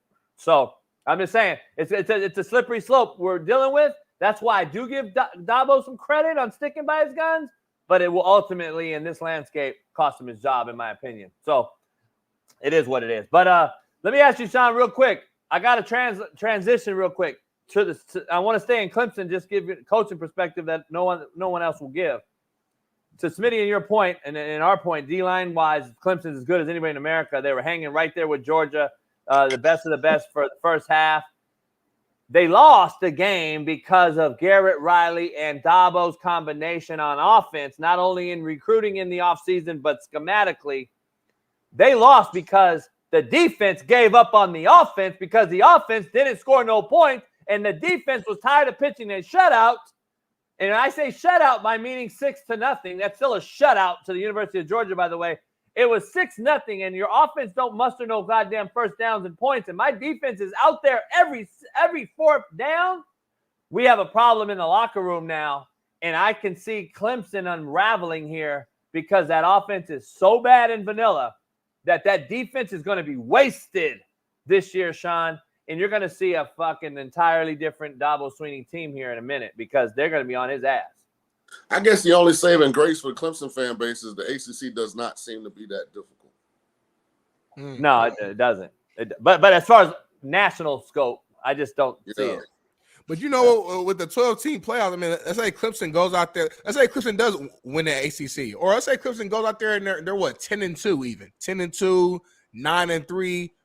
With 12-team playoffs, could they still maybe sneak in at that 12th spot potentially? Maybe. So here's what's going to be interesting, and we don't know until we go through this once. Right. How much does brand recognition matter at the end of this? Right. You know, a 2-3 loss big brand, whether it be Michigan, an Ohio State, a Clemson, even an LSU type team, will they get in over a one-loss, say Tulane and Boise State both go 11-1. One of them automatically gets in, but the other one, do they get in over a 3-loss big brand, big conference team? Right. And we won't know that till we get there. All right, Shaun. Brass tacks here. Everyone wants to know. You and I spoke over the weekend after we saw Colorado's Thursday game. Just give us your take on Colorado. We just had Matt on. Matt's going to be a little bit invested in his alma mater, to say that. Where are you at with your take on this? You and I both talked about it. I think we're both on the same page. I just got to ask, football terminology-wise, we'll be breaking this stuff down on the big board here in the studio soon. Where's their identity on offense? What is it? I don't see a gap scheme. I don't see a run scheme. I don't see are they a zone team, an inside zone, outside zone? Are they a gap power counter scheme? I don't see anything. I didn't see any run game mix to create passing situations. I saw passing situations create running situations. You notice they rotated 6 running backs because they basically were just saying, let's get them reps because we're not running the football. And I seen an O-line who whiffed and gave up a lot of bad plays, and then I saw a D-line that did not generate any pass pressure, and I thought that is where they were most improved, and it's not. I saw the same Colorado team as I saw last year. That's just me being real. Where are you at with this whole Colorado team? And that is not the North Dakota State team from the past 4 years, by the way. Please let everyone know that. Yeah, I'll be honest. That's not one of the more talented North Dakota State teams. It's still a great program, a championship program. They're always going to be a tough out. I'm going to withhold evaluation on Colorado until I see the Nebraska game. One thing I do show is, having been a college coach, you have been as well, JB, I give teams grace for the opener. Like sometimes, especially when you got a lot of new pieces and, you think those kids are prepared, they get out there, they act like they ain't practiced. Like take the Southern Cal LSU game. I'm sure in practice, number 4, the running back from USC, he pitched that ball to Zachariah Branch 100 times on the reverse. Yeah. And then he gets in the game and just do something tricky. It's loud, it's pressure, it's all So I give everybody some grace in week 1. I thought let me ask, before you keep going, though. The was better, JB. I thought they competed more than last year. I thought Shedeur made some elite throws. I still gave him a C. I would love to coach that kid. God, Lee, I would love to coach that kid. I could turn that kid into the deserving number 1 pick in the draft. I gave him a C-, so we're right together. People are going to say, oh, no, because you never coached. And all you fanboys are going to say, oh, he got an A, he threw for 400 yards. No, he got a C- because I actually know what I'm doing. So does Shaun. So, Shaun, let me ask you something. Smitty's shaking his head, but I love to see some Smitty. I'm not. Hey, I didn't coach quarterback, so I'm a lean on y'all. Hey. But C- is crazy work. I said C.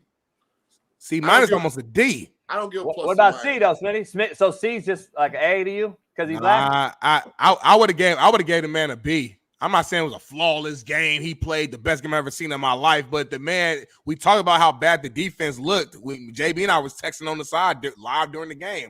I'm like, this defense looks bad. Even the times when North Dakota State didn't score, they were driving down the field just at ease. So, the reason why Colorado won the game is because off the strength of Shador's arm and making plays. So I can't give this man a C- when the reason they won the game is because of him.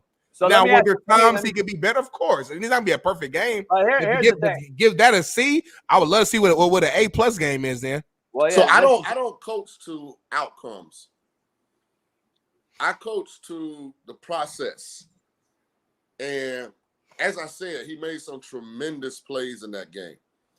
I would have been extremely disappointed in the fact that we had to burn 2 timeouts because our line of scrimmage management wasn't up to par. There were 2 times where he had no awareness of the shot clock. His dad, Coach Sanders, had to call timeout. He even yelled at him once. So obviously there were some things at the line of scrimmage. He wasn't processing it quick enough. He wasn't making the proper adjustments. I would have downgraded him because he audibled on that last drive on first down on that deep ball. That wasn't a call play from the sideline. It's some things, some nuances there. There was a play action. When Travis Hunter, I think, made that great catch. I think it was on 3rd down where he caught the ball behind the dude. Well, the play before that, I think it was, they had a play action to the left, and Travis Hunter's wide open in the back of the end zone. Like, there's certain things that the average eye doesn't see that I think he's capable of making 100 out of 100 times. So when I'm coaching a quarterback, I would say, hey, good job. Hell, everybody in college football threw for 350 plus this week. So don't get caught up in the stats. Let's break down the process because there's going to come a time when we got more resistance than what North Dakota State put up. Hey, can we talk about Milroe was 3 of 4 with 3 touchdowns and all deep balls, and he threw the ball 7 times all game. Like, see, nobody wants to talk about that. He threw for 359 or some shit. Like, understand, this game is totally different. I'm not giving Jalen Milroe an A+ because he threw for a lot of yards. But I'm not going to compare Jalen Milroe to Shador. Their games, my eyes work. Their games weren't the same. So all I was saying was piggybacking off the fact that there's a lot of 350-yard passers this week. Yeah, I got you. That aren't really good quarterbacks. Okay, that's my point on this whole thing. Shaun, here's the thing. I think that Tony White, a good friend of mine at DC at Nebraska, is going to expose this Colorado team because of the lack of identity they have on offense. You cannot sit back here and drop back 55 times against Nebraska this week and just throw the football all over the park. And I want to transition to the wideouts conversation you and I had. Matt thinks they're the best wideout core in college football. I laughed. Yeah. Let me ask you, where are you at with this wideout core? Because I'm curious because – Here's my take on Travis Hunter. Like that. Travis Hunter played 129 snaps, okay? There's no way that it's sustainable and then move on to the NFL and play again at a high rate. Number one. Number two, if he – God, knock on wood, I'd love to see this kid play every single game. He's unbelievable. But the kid Horn, you coached and recruited to South Florida before he went to Colorado, is the same kid, just not as ball skilled as Travis Hunter, in my opinion. But he's the same kid, body type, structure, as far as what he plays position-wise. If Travis goes down or just has to play more defense, where's these other wideouts that Colorado supposedly are the best wideout room in the country? I don't see it. I see you doubling Horn now and making him run the football. That is my point to identity. I'm going to double Horn. Travis is out on offense, and now what do we do identity-wise? That is the issue I have. I didn't see the other 6'4" wideout. I didn't see no big body wideouts that I heard they had. I didn't see a bunch of wideouts out there. I'm just being honest with you. Am I tripping? So I think Colorado has really good talent in the wide receiver room. What I'm not going to do is overreact because they played a FCS school that does not have a CFL player in the secondary this particular year and make some asinine statement like best wide receiver room in the country. Come on, Matt. What was it, McChesney? How you say his last name? McChesney. Yeah, get the hell out of Dodge, man. I want to see what they do when them other guys on the other side look like them. That's when I'll make an evaluation of how good they are. If that was Georgia or Clemson or hell, LSU, USC from what we saw last night, what happened with Utah? I want to see when those actual high-level caliber guys come in there and they just don't out-athlete because they just were better athletes overall in North Dakota State.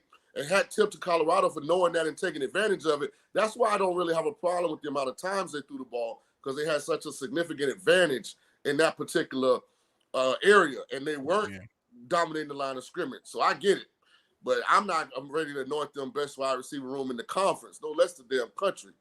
Not until I see them up against some stiffer competition. I mean, let's be real. It's hard to put anybody at the top of the mountain in anything in week one, for being honest. You know what I'm saying? But now go ahead, JB. No, I was just saying we're going to be real on this show. We're going to give Colorado, and we're saying real shit about Colorado. Everyone will equate that to hating. But let's be clear here. Oregon don't get no pass. And to Shaun's point, first games are first games, but the real true teams that you expect to see that are in the top 5 in the country, like Oregon is, I expect them to blow the fuck out of Idaho. Just like I expected Texas to show we're Texas, we belong in the SEC, we whacked Colorado State all over the place. I thought I would see that with the Colorado, even though they played a good team. But Idaho, listen, I know we're going to always talk about, the white boys going to play hard. Shut up. Stop. Oregon is number 3 in the country. Many of us have been on here talking about they may win the whole thing and all this old shit. Game ones don't matter, to Shaun's point, as far as evaluating and putting oh, man, the season's over and all that old shit, overreaction Mondays or whatever. I get it. But also, you got to have a better performance for me if I'm going to expect you to be that elite team as number 3 spot. I would drop Oregon 5 spots at least, minimal. Going into next week already. I would drop them 5 spots just off their performance alone. So here's the hard thing in college football. It's hard to watch every game. Yeah. So I still have not watched Oregon, Ole Miss. I saw the score in South Carolina. I hadn't watched that game. Like, there's some big conference teams. I didn't watch the K-State game yet. So I got a list of games that I've got. Ole Miss scored what, 80? Ole Miss scored 80? But I still like to see what it looked like. So Oregon, because of when they came on, I think, weren't they on like second half Notre Dame, A&M? Didn't they come on like in that time frame, if I'm not mistaken? We had other stuff on the TV, so I got to watch. The score was shocking. Absolutely. I watched that Oregon-Idaho game because I couldn't believe the score at third quarter. I'm like, nah, that's a misprint. And I turn it on, and then Idaho hits them with a triple reverse pass for another touchdown. The Vandals, baby. Hey, by the way, Shaun, that's good coaching, by the way. I'm undermanned. I'm out-recruited. I'm out-talented. I got to do things, and that's good coaching. I wouldn't be surprised if Idaho wins. I thought you saw that across the board in college football. And maybe that's the one positive of the portal. Like Fresno State had Michigan life and death, man. Michigan was a damn dogfight. Because I don't know about Michigan's QB at all. I'm going to tell you right now, that team's going to struggle. I think Michigan's not the team they were. They got a good defense still. But at the big house, 13-3 at one point, or 6-3, 10-3. And I told Steve Kim, Fresno State's about to play these boys hard because Fresno game ones have been known to play power big-time schools hard in game one situations. And Fresno is a tough out. And that's late. Jeff Tedford resigned late and had to hand that thing off to a new coach late. So Fresno's a tough out. I don't know. Can I say something to the chat? Shut the hell up. When you're giving out grades for quarterbacks, it's not like, okay, JB got a grade, so it's going to impact Smitty grade. I grade all the quarterbacks on their own merit. Get out of Dodge. You know what it is, Shaun? These guys will just say, C-, crazy work. Well, then, JT, come on the show and tell us why you gave him a better grade. But I guarantee you, dollars to dimes, you couldn't fucking tell me what a 3-step with a hitch and a with no hitch means, motherfucker. Shut up. So anyway, Shaun. Let me make this clear. I coach the quarterback position to be championship caliber. That means that the outcome is not as important as the process. Yeah, I respect that. Like, I got to get you ready so that we mentally rock solid. We got bulletproof emotions. Our fundamentals are impeccable, because there's going to come a time where that's the only crutch we have is our preparation and our coaching. We're not always going to be better than the other team, which was the case in the opener. They were bigger, faster, stronger, more athletic in 2024 than the North Dakota State team. Point blank period. Shaun, you're coaching from a standpoint of like, you're thinking about the big picture. Yes, like the big picture. If we compete for the natty, right. we trying to win the natty. Like, would this performance have won the natty for us? Right. No, it wasn't, and this is why. Not. So yeah, right. I understand what you're saying for sure. Hey, Shaun. Hey, Shaun, we only got you for a couple of minutes. We got a few things. I want to ask you before we end it with Florida, and this recruiting. You want to coach? Let me ask. UF gonna be open soon. let me ask you. Give me your 3 biggest takeaways for college football, as far as 3 winners and 3 losers of college football. Even if a team like Oregon won the game, but could still be a loser in your mind. Give us 3 winners, 3 losers. I gave mine. I think UCLA is on the outside looking in as far as biggest loser. I thought that performance was as bad as Deshaun, who I love to death, speech. That was a bad look. What's your biggest winners and losers real quick of the weekend? Going back to Georgia Tech game all the way to last night's SC game. And what do you think tonight Florida State redeemed themselves or not? I mean, you got to say that the Yellow Jackets are the biggest winner of the first 10 days of college football. To go out of the country and be a team the caliber of what Florida State was last year. Like, I always had question marks about not just Florida State, but anytime you lose 2 first-round or top 40 picks on that defensive line, and Smitty, you know this, it ain't always just smooth sailing to replace that kind of talent and production. It's one of the things I'm watching with Texas. I know they rough-shotted Jay Norvell in Colorado State, but having to replace Devondre Sweat and Byron Murphy, we'll see once they get in conference. But I would say Georgia Tech, I mean, the job, not just beating Florida State, but in a major letdown spot against in-state, down the street, Georgia State. Georgia Tech came back, won and covered. Good teams win, great teams cover. So maybe they got something special, going down there at Georgia Technical Institute or whatever the damn thing's Georgia. Called. Second takeaway. I think the top is wide open. I did not see one team that I thought separated themselves significantly from everybody else. Now, Georgia's final score looked impressive, and we know Georgia going to be rock solid. But I didn't watch that game and feel like Georgia's overwhelmed you on offense. No. I feel like they're lead on defense, and I felt like Georgia looked like Michigan last year. We'll see if they can ride that to a championship. Like, they're great on defense. They're going to consistently run the ball. They got a stable of NFL-looking backs. Carson Beck not going to make mistakes. But I wasn't like, this is Joe Burrow, Jamar Chase, Justin Jefferson on offense. Third takeaway, anybody can beat anybody. I mean, it was a bunch of games. You was like, water down, bro. Hold on, Shaun, is that a good thing or a bad thing? Oh, I think it's a great thing. Thank you. And that's what me and you are aligned. JB looks at it like it's negative and that it's so everybody's watered down, and that the fact that, to me, it's a sign of parity, and we go into each week not knowing what's going to happen, and that's the beauty of watching football and college football. JB, he wants the blowouts. He wants the same team to stay. No, I don't want blowouts, homie. I want good football. If you really think this is good football, Smitty, you're delusional. So homie. Last night, USC LSU. Did you watch that game? You know where you watched that game and you said back and said, "Oh, this is a horrible game." Did you really think that last night was a horrible game? Let me ask you something. Answer my question. Hey, somebody asked about. I'm gonna answer it with a question. I'm gonna answer it with a question. Was it really? Is SC's defense really back to Pete Carroll, or is fucking LSU god awful on offense? Let's be honest. But that defense is better though. We got to give Rice some credit because last year they were horrible. They're better because LSU's offense was fucking one of the worst I've seen in recent history. Then I'm just gonna be honest. So is all of college football's offense. I'm just telling you, it's bad football. Parity does not equal greatness, homie. It equals mediocrity is your new excellence. I'm sorry. Well, we got a Super Bowl champion NFL quarterback on here who agrees with me, JB. So I don't know. Well, let me say this. You talk about coordinators having a bad game. What the hell was LSU doing in the second half? Kyron Lacey was unguardable in the first half. I mean, it was in the second half, they just went up. They didn't even give him a chance. Hey, but listen, let's be real. Is SC really back on defense, or have they been the worst fucking defense in college football for the last 5 years? And everyone's like, oh, man, they're good now. So, JB, come on. JB, here's what you got to admit.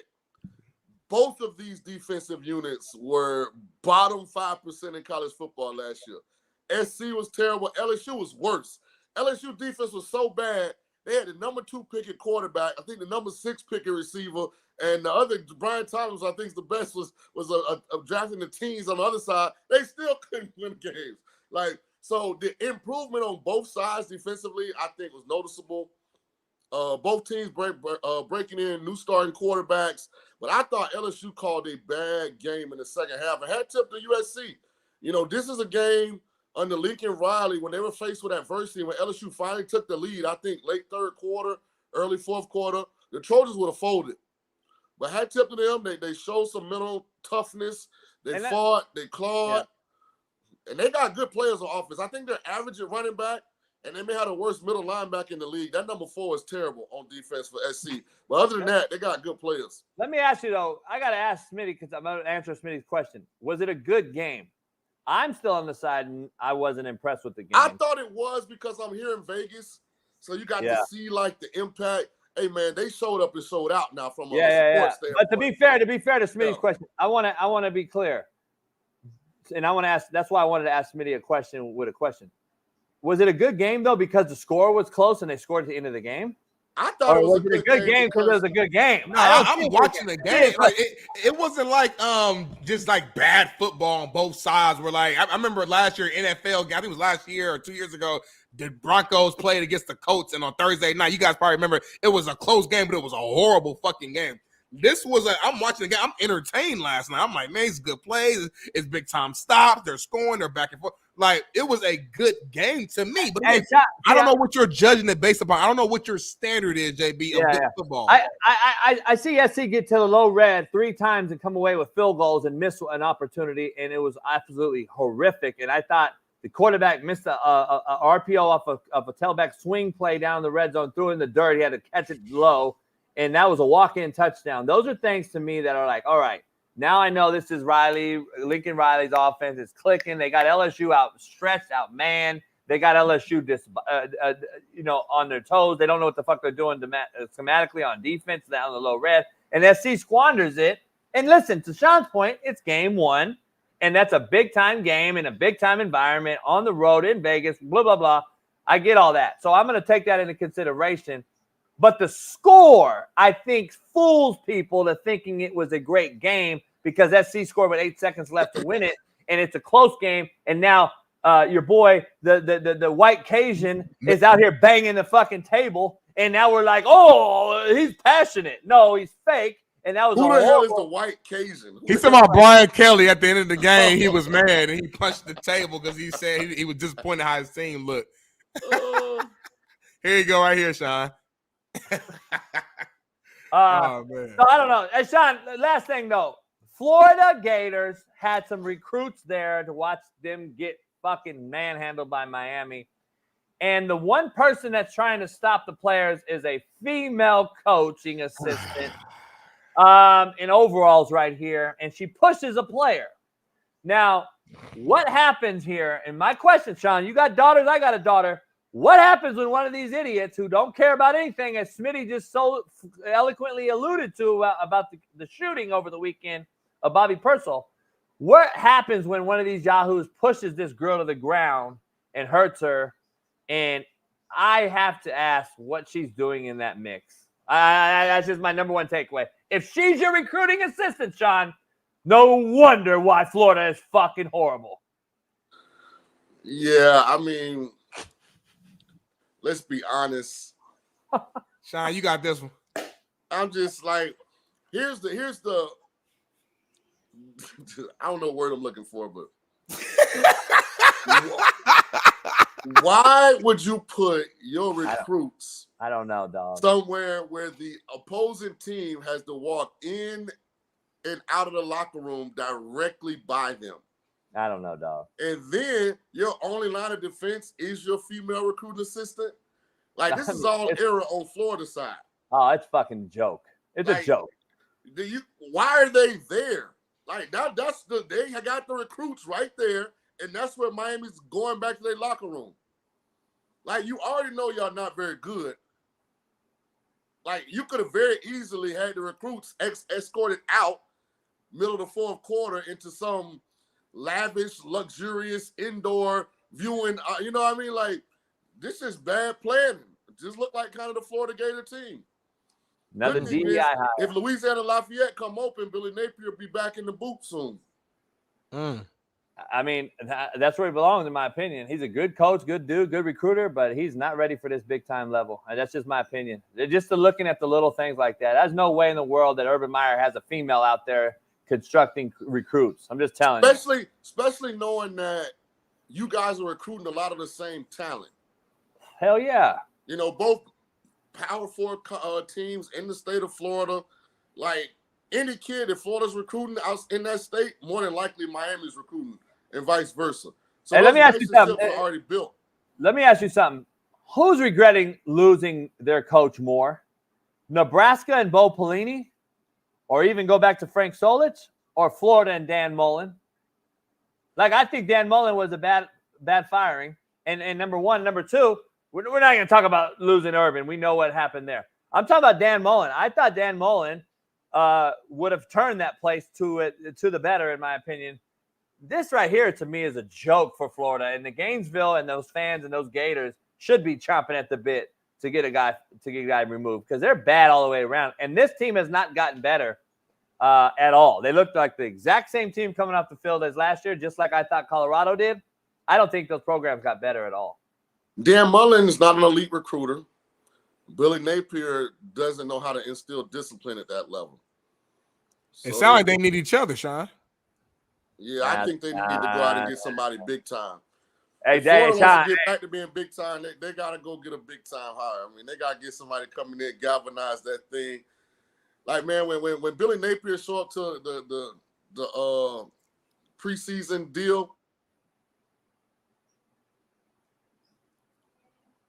I lost you, Shaun. We lost you, Shaun. We lost you. Dang. Some of you about to say a bar. You went mute, Shaun. We can't hear you. Can you hear us? We can't hear you, Shaun.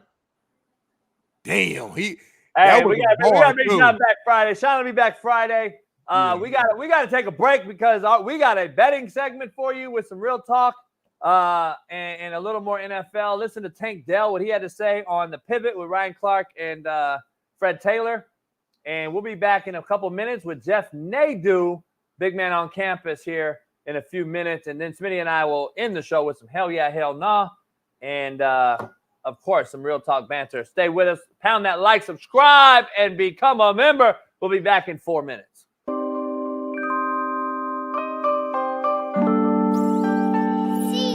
After about 8 days or so, there is a kid who's an unsigned free agent. Running back, because they need depth. They're still waiting for Dameon Pierce to pick up the inside-outside zone scheme that the 49ers have. But and I knew nothing about him coming out, JB. I don't know if you did. No, maybe Mel Kiper did, or those guys that do that deep draft stuff for the 7th round. Big undrafted running back named Bobby Dees from Slippery Rock. Do you know anything about him, Smitty, Bobby Dees? I never heard of him. Well, that's why, because it's Bobby Dees nuts on your forehead. That's why. Okay. He got me! Got his ass!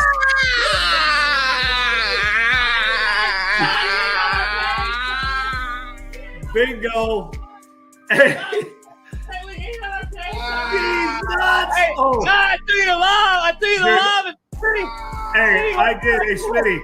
Classic. I heard that last night too. Smitty, are you there still? Or are you dead? I'm there. JB, you turned me down last night, but Smitty, crazy thing. Some guy used this joke too last night. I mean, about that Bobby D's, the running back from Slippery Rock, who's really not a running back. Slippery Rock. I was at the Imagine Dragons concert. Have you ever seen them Have you ever seen them in concert? Oh, Imagine Dragons. Either one of you? the fuck is Smitty, that? have you seen Imagine Dragons? I've seen them before, yeah. Yeah, Imagine Dragging these nuts on your forehead. That's me. What the fuck is that? I'm not saying who the fuck is Got that. him. Double dip. There you go. Got him. And by the way, I think Baby found y'all quick too, by the way. No, he didn't find Yeah, he did. No way, Other Bailey. than Yeah, that, he did. other than that, we ain't got no free agent running back from Slippery Rock that none of us know. Okay? By the way, it had to be Slippery Rock, too. Right. Oh, yeah, you got to be the Rock. That was a hell of a job of the build up. Oh, we got to. I threw him the line. Motherfucker said on a serious note, like it was a real like Mixing. right, mixing. Okay, like, it was a I started up with the serious stuff. Flashback. Let's show a little Derek Carr. I think he's I think he's as worthless as tits on a boar hog, to be honest. That's just what I think. I think that is personally what I think about Derek Carr. Dude, that is so funny you said that. That's so old school. My mom. See how mean he is? That's what he was saying to high school kids, too.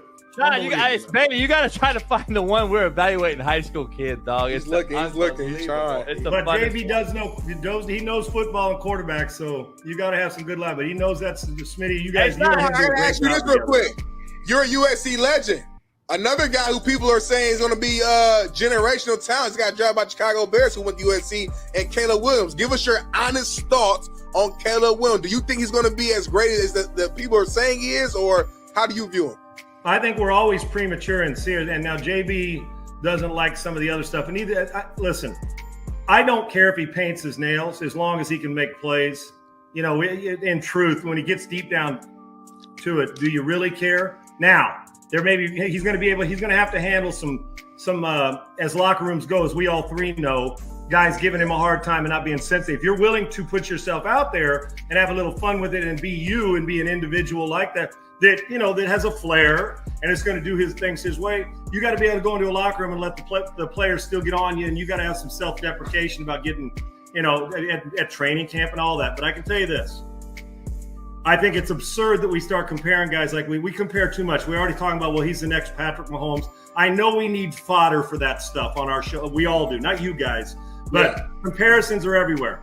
First of all, here's what I know about it. A dynamic playmaker. Let's talk about on the field. Forget all the other stuff. Questioning, crying with his mom, or what kind of leader he is. I've heard both. I've heard coaches inside that building say he's a great leader, and I've heard people inside or outside the building say they question it. So either way, there's going to be that till we see it on Sundays. The last 2 years, there was no better performer, or at least last year, J.D. Daniels deserved the Heisman. Jaden Daniels, should I say. And we know what kind of year Penix had. But if you combine the last two seasons, and this is not USC homework, because JB, I'm as hard on the Trojans as I am on anybody. Just as a playmaker on a team that if they didn't score 40, they had no damn shot to even be in the friggin' game. There's been no better player in college football the last 2 years, period. You could say what you want. He's been the most dynamic football player when you combine his last 2 years in college football. Now, missing throws, leadership. Why couldn't he elevate him to it? But he doesn't make any tackles on defense. Do I think he's a hell of a player and a generational type talent? Sure. We say that every year about somebody else. Do I think the Bears are going to be in the Super Bowl in 2 years because of him? No, I think they got a little more work to do.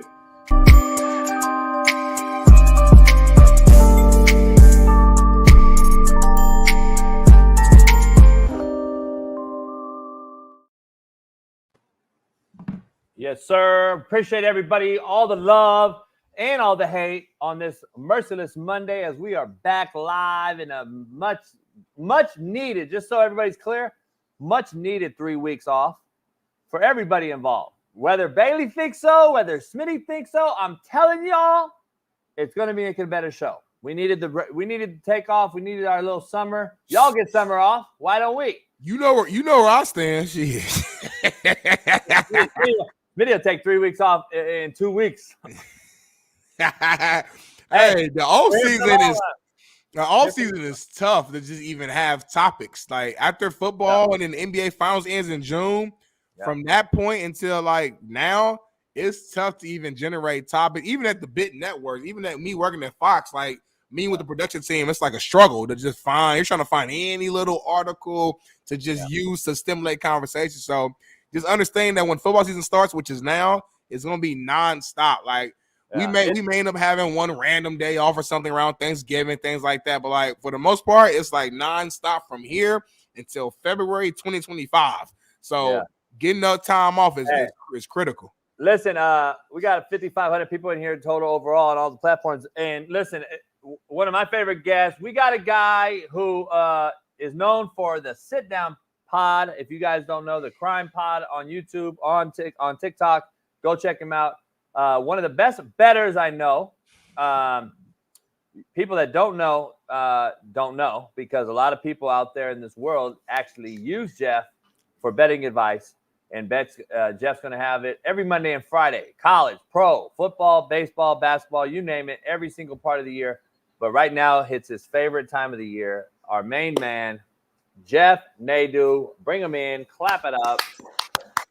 What up, Jeff? Good to see you. New season, new football season. You and I and Shaun Salisbury will be starting up Sunday on an NFL pregame show. And hopefully somebody buys and here out there listening right now, we'll have the best NFL pregame show. DraftKings, BetOnline. One of you motherfuckers need to pay us to do that Sunday show.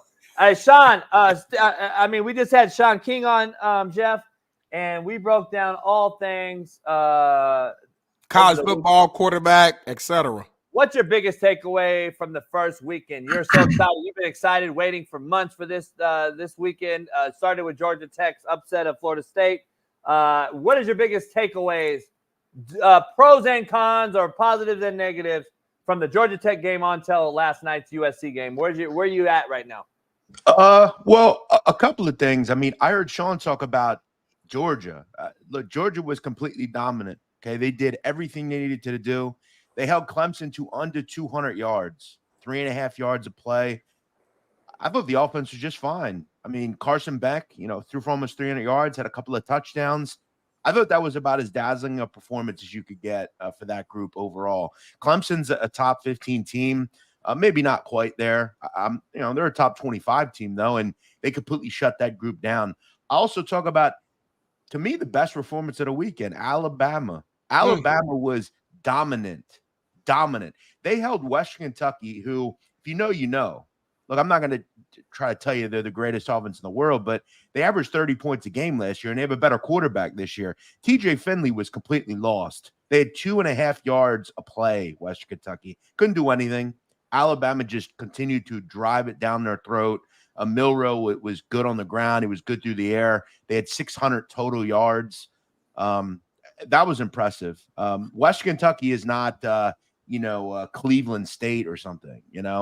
West Kentucky is a good group of 5 offense, and they completely shut them down. But again, you're going to see this, a lot of overreactions. This is why week 2 to me is one of the better weeks to gamble, because I could take what I saw and say, well, I don't believe that to be true. I'm going to completely go against it. Like JB, you made a comment about Oregon. Oregon was a disaster. They got out of there with a win, but there's going to be a lot of people that we overreact to that. There's going to be a lot of people that overreact to West Virginia. I don't think we quite realize Penn State is a elite defense, right? Garrett Green's better than what he showed. That's a better team than what they showed. So you just got to make sure you don't overreact a little too much. But I will say one final thing on this topic. JB was right. I did not enjoy that game last night. I thought it was rough. I agree with you, JB. I did not think it was a particularly strong, appetizing, aesthetically pleasing game to watch. Interesting. Hey, since we're in such a lovey mood today with Jeff and I and Matt and I and everybody, not really, but I appreciate Jeff giving me a shout out on Twitter. Tank Dell, Bailey. Yeah. Take a listen. I'm gonna go get it.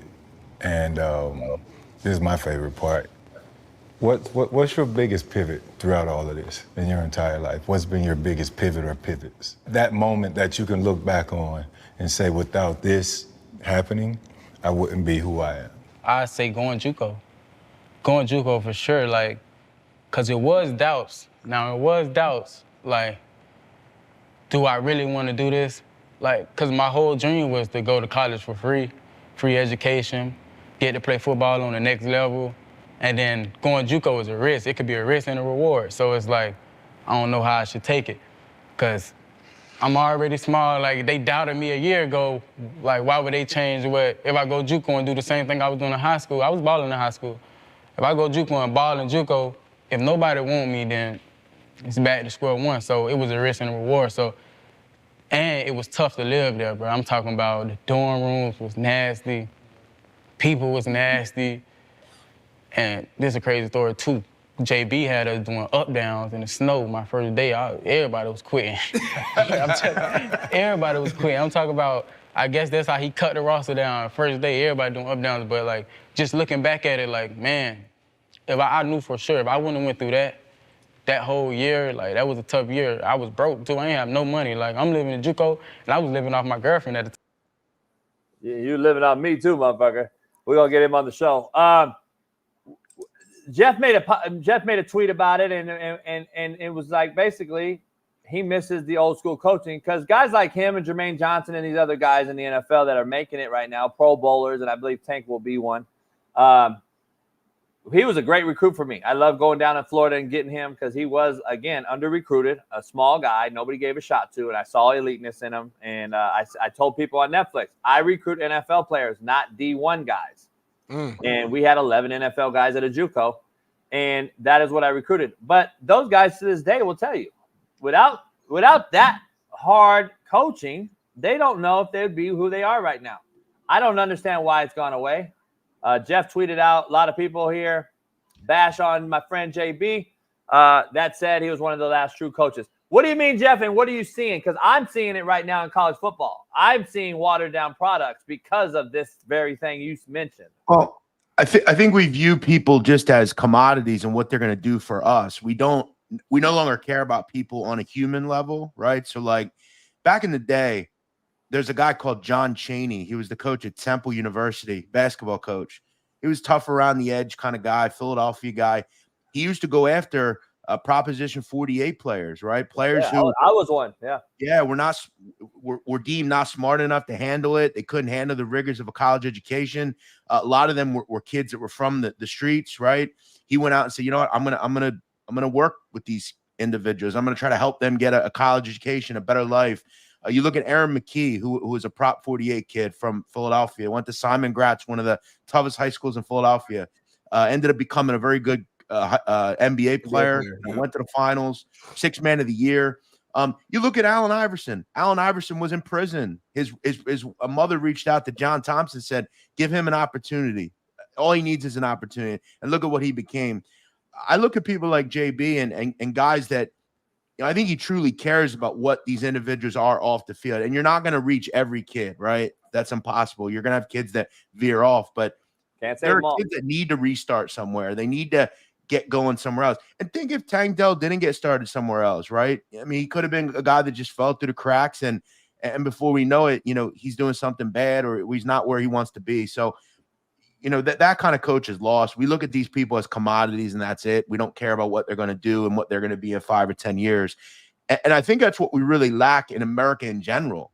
A young man anymore does not have the coach, the youth football coach, the YMCA guy, the Boys and Girls Club. Those are now, like, programs just are gone, right? We don't have a coach.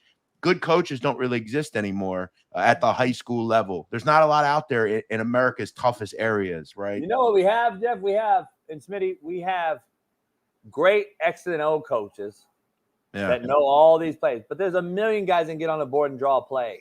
A fucking drawing a play don't mean shit about that kid. They treat the kids like a piece of meat in a meat market, and that is what kids have always been in this business. Even Smitty and I, when we played, we were always a piece of meat in the market. Let's just not get it twisted. But now it's even become more because these kids can now go get a bigger bag, and leave your school if you say one thing to them that they can't handle or don't like. because at the high school level and the youth level, we're coddling them, kissing their asses, telling them how sweet nothings to them, whispering how great they are, instead of telling them, listen, man, you're not a D1 player. But now we're telling them they're D1 players in high school just to keep them on a roster for the high school coach to win games and keep his job. And then the players get set up to fail, and now they're mad at the coach. Oh, coach told me I was a D1 player, and I'm not even getting recruited because you're not a D1 player. You never were. We also have to look at another thing, and it's I'm talking to the extremely talented individuals that will make millions of dollars and go to the NFL. We also don't teach them and mentor them from the level of when you retire, you're going to be in your 30s, possibly, right? 35. Yeah. What are you going to do after? Because look, millions of dollars are great, but eventually you have kids, you have a family, you got to keep making money, right? It's not going to last you forever. You got to do things like that. Keeping tabs. I know you, JB, still keep tabs with a lot of these guys. These guys are now in the NFL. They're high-level NFL players, and they still look at out of everything that happened to that kid in his life as a football player, he remembers what you did for him, right? Yep. And we all have that person in our life. I'm not an athlete. I never was. But I have those people that taught me certain things that I kept. I'm sure Smitty does as well. Like, we all have those people.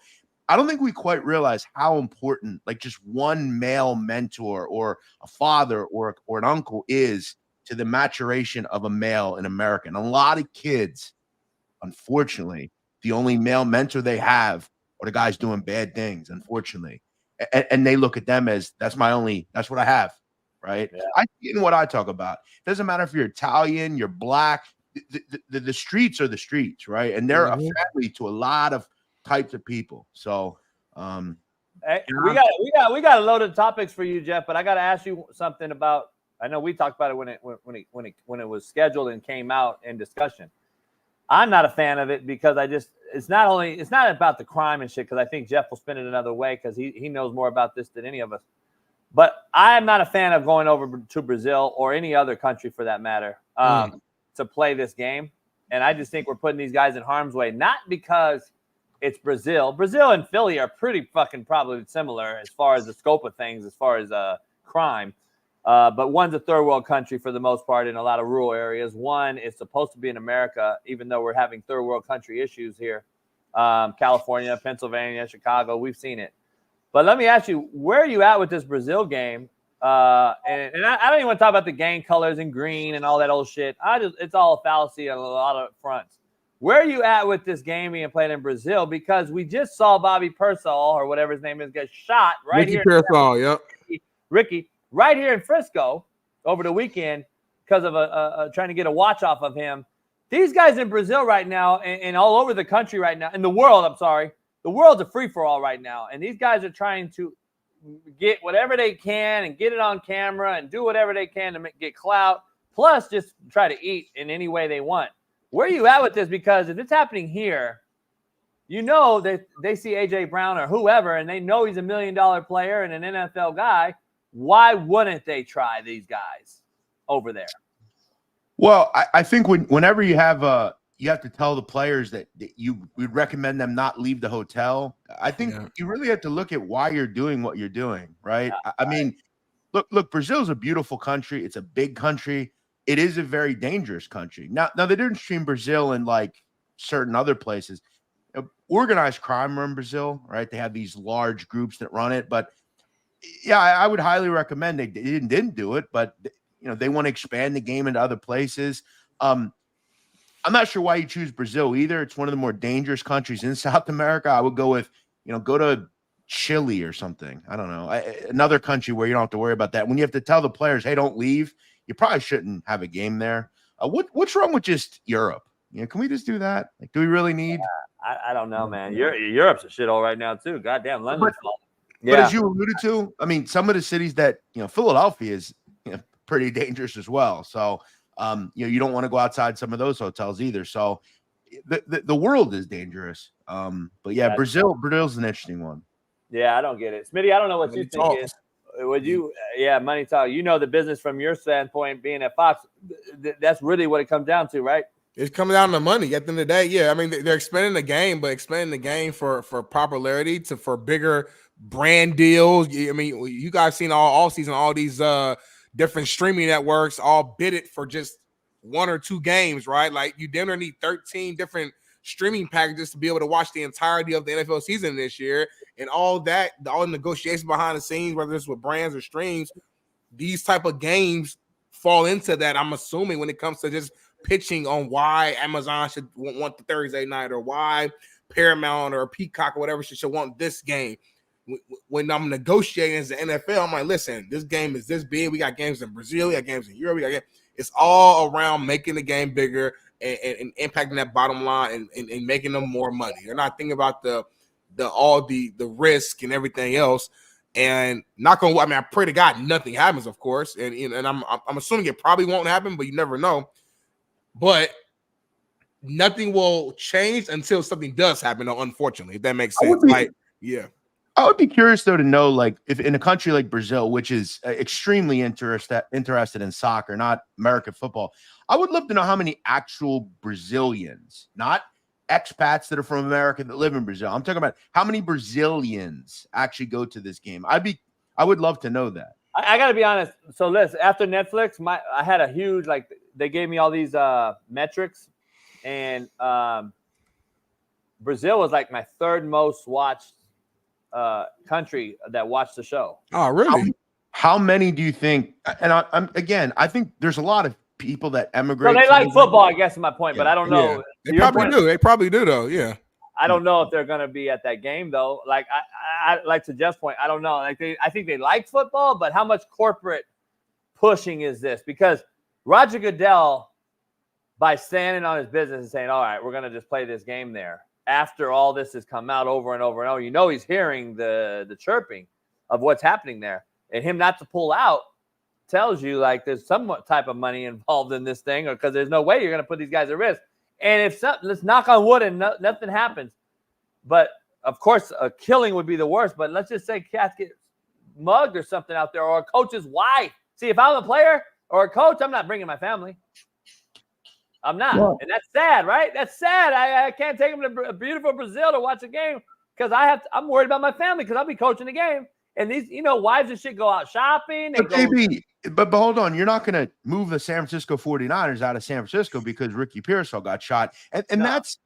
That's the sad reality. I mean, the sad reality of that situation is the person that did that is 17 years old, right? Mm-hmm. That's what's sad to me. But Jeff, this is a luxury game, not a necessity game. It's avoidable, right? Like at the end of the day, you got to go to San Francisco, you got to go to New York, you got to go to Chicago. That's just part of what it has to be. You don't have to go to Brazil. You don't have to go to Europe. So I see what you're saying, JB. Yeah. I do want to trade this. I know we got about 10 minutes left here on the show. Before we go into our hell yeah, hell no, though, Jeff. Tonight, we got FSU and Boston College matchup. DJU and FSU coming off a loss to Georgia Tech. Definitely, a big-time game for them. You don't want to start the season 0-2. You got any money on this game right here? We see the money line right here at the bottom. Based upon ESPN odds and over-under here. It looks like Florida State is favorite, 16.5-point favorites here. What's your thoughts, man? You're our betting guru, Jeff. Anything else in this game?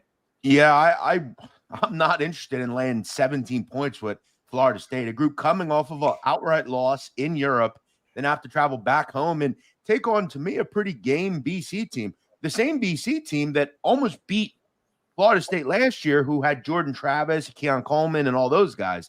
This BC team is well coached. Bill O'Brien, comes in, takes them over. This offense is going to look much better. They have a kid, Tom Castellanos, good quarterback. I think a pretty solid defensive team. Look, do I think BC can win this game? Probably not, but I'm not running to lay over 2 touchdowns with a Florida State team that I think was really overvalued to start the season. It's one of the reasons I bet against them in week 0 against Georgia Tech. I took Georgia Tech. I didn't believe they were a top 10 team. I think there's just so much you had to replace. We saw that DJU, look, serviceable kid.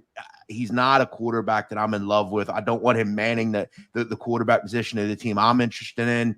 They lost a lot at the receiver position. So, yeah, to me, I'm not running to lay 17 points. I would lean with BC here. It's not a game that I'd bet personally, but, I definitely see a reason to back BC here. Gotcha. But you heard what he said, Slap Nation. If you are going to bet on this game, Jeff is suggesting that you roll with Boston College on this one. That's your free pick of the day. If you want to get more picks for the rest of the day, you see the link here at the bottom. Go to winnable.com/slap picks. Be a member. Become a member right now to get our entire line. JB went 6 for 6 last week, Jeff. I don't know if you saw that. So wow. JB's on the roll right now. Yeah. How about that? Hot. I didn't go 6 for 6. Hey, I got lucky, man. Hey, sometimes it's better to be lucky. The rest of the year, though, you'll beat my ass, so it ain't gonna be close. Let me ask you, Jeff, where is there another game tonight? No, just one. Nah, just one. But there's a game like what this week? Is the MAC starting on Tuesday, Wednesday? All that bullshit? No, we don't do that till November. Stop being disrespectful and don't laugh when you say it. When is isn't there a game this Friday? So there's some games this week though, right? It's tonight and Friday again, or what? So for week 2, we'll see. I believe there's a game Thursday. SMU plays. By the way, I just wanted to throw one other thing out. This was the most pathetic performance of the week. I just, if you didn't see it, you probably missed it. Texas Tech needed overtime to beat Abilene Christian 52-51. They gave up 615 yards, Texas Tech, to Abilene Christian. You also look at some other ones. Liberty struggled with Campbell, whatever that is. I don't know if that's a soup company or what. There were some ugly performances this week for sure. Well, maybe I kind of am onto something over the last 4 years when I keep saying that this shit is getting worse. I don't know. There's 100 college football teams, 100 games. You're gonna have some shitty games in there, JB. That don't mean that you're right, because I can list a lot of good games too, JB. Hey, Jeff, who's your biggest disappointment this year? This week? Is it Oregon? Is it Colorado? I don't really have. I don't want to do the disappointments after one game. Even Colorado. Look, I just think they are what they are. They're not a good defensive team. That's going to be a continued issue for this team. They're poorly coached. Look, he's a nice guy. He's a rah-rah guy, and I think he cares about the kids. He is not a good football coach. It's just that simple. What do you see? You can't just throw that out there. One thing about this season of this show, when people say stuff, I'm going to make everybody stand on it. So when you say Deion Sanders isn't a good coach, what are you seeing right now in week 1? That's telling you that he's just a bad coach. I want to know here from Jeff Nadu. Okay, I'll give it pretty simple. Because we continue to see the same issues. We continue to see the same very close games against teams you shouldn't be in really close games against. You see North Dakota State. You don't respect North Dakota State, who upsets teams every single year, literally. An FCS team should be beaten by 2+ touchdowns against any. If you're going to talk about being Colorado, the glitz and glam, we got the best receiving core in the country. You should be beating them, 38-7. That should be the set goal. Now, hear me out. I will say something good though. Hear me out. I think we're getting a little ahead of ourselves with Nebraska too. Nebraska's a 7.5-point favorite. That's a bit high. Colorado could move the football, and their offensive line is better, which is a big key. Wait, did that line move to 10? I thought it moved to 10. No, it's 7.5. It's 7.5. I think Matt was a little off a little bit. It's 7.5. Yeah. Raiola. I'm with you, Jeff, on the Colorado thing. But to be fair, on the real show we have here, are you? I don't think you think that way of Dan Lanning, and I don't either. No, I agree with you. I don't think that's horrible. But they played horrible too. They played horrible. Better coach. Oregon looked horrible. But Oregon looked horrible to your. And you ain't giving them no smoke right now, Jeff. Why is that? Yeah, well you didn't ask me. And I actually said at the beginning, I said Oregon had a tough game against Idaho, and I even shouted out the Vandals on Twitter. That was a pathetic performance. Look, Nebraska, okay? Look, they did what they had to do. They played UTEP, for God's sakes. Look, but here's the difference. This is why I agree with you on this whole thing, and why Smitty. I want to be honest with Smitty. I want to make sure that Smitty. I want to see if Smitty sees it. Nebraska played another Division I school and did what they're supposed to do and smoked them. We played an FCS school, and then guys on the next day acted as if they beat fucking Alabama. That is the narrative that's being pushed out there, and that's why we have higher expectations for Colorado because of what's getting pushed out there. They performed the same as they did last year, Smitty. Really was no different. That's my only point. And not for nothing, Smitty, just to confirm what you said, you talked about, well, it's North Dakota State. They're a good FCS team. You're right. So's Idaho. Idaho's a top 15 FCS school every year. Good team, good program. Both teams, Oregon and Colorado, struggled against pretty decent FCS teams. We have to understand the FCS is decent at the highest level, but it's really bad on some level. Look at Ole Miss. And the portal though has created this. You can get a couple good FCS schools now with some D1 kids that don't have nowhere else to go, or some shitbirds, or some happen. And now you're an FCS school dominating and making their team decent in a first game of the year situation, which we just saw. So yeah, Idaho went to the FCS quarterfinals in the playoffs last year. They won 9 games. They were a pretty good FCS team, all in all. And listen, it's Nebraska week. We're going to see Nebraska and Colorado play. So like you said, we're going to learn a lot more in week 2 than we learned it in week 1. Week 1's jitters, nerves, mistakes, all types of stuff going on. So let's not judge any of these teams too heavy on week 1, including myself. We're going to find out week 2. But moving on, man, before we end this show, we got to end it with some hell yeah or some hell no, JB. I'm going to start it off. You can jump in. We're going to go to Jeff Nadu with the first answer. Hell yeah or hell no. Miami will win the ACC this season. Hell no. Ooh. Let's not overreact. We know Florida's not good. That's a good performance, very solid, but no, I'll go with no. I think there are better teams or teams at a similar level, but they're right up there. I'm going to say, it's just tough. You know what? I'm going to say hell yeah. I'm going to say hell yeah.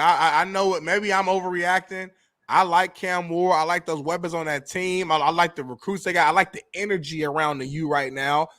I'm looking at the ACC conference. I'm just not seeing no team in there where I'm scared. Like if I'm a part of the U, there's no team in the ACC right now where I'm like, oh man, Georgia Tech look pretty good. I'll give them that. I'm going to give respect Clemson, but I mean, keep an eye on Louisville. Okay, if Shuck stays healthy, Shuck is a gunslinger. Their defense is elite. Louisville and Jeff Brown. That's my team right there. Yeah, Jeff to me is the best coach in the league.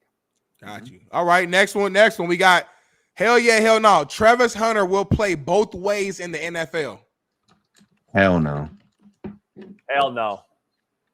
Too hard. Too taxing. He won't play both ways full time. Will he have packages? Yes, in my opinion. Will he be he'll be Devin Hester? He'll be Devin Hester-ish. He'll be Cordell Patterson-ish.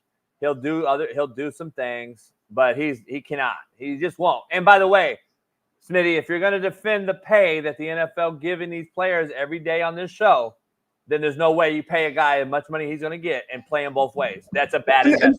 To be honest, why would you do that? Like, I don't get that. Like, it's a bad investment. It's a bad investment. Aaron Judge is the best player in baseball.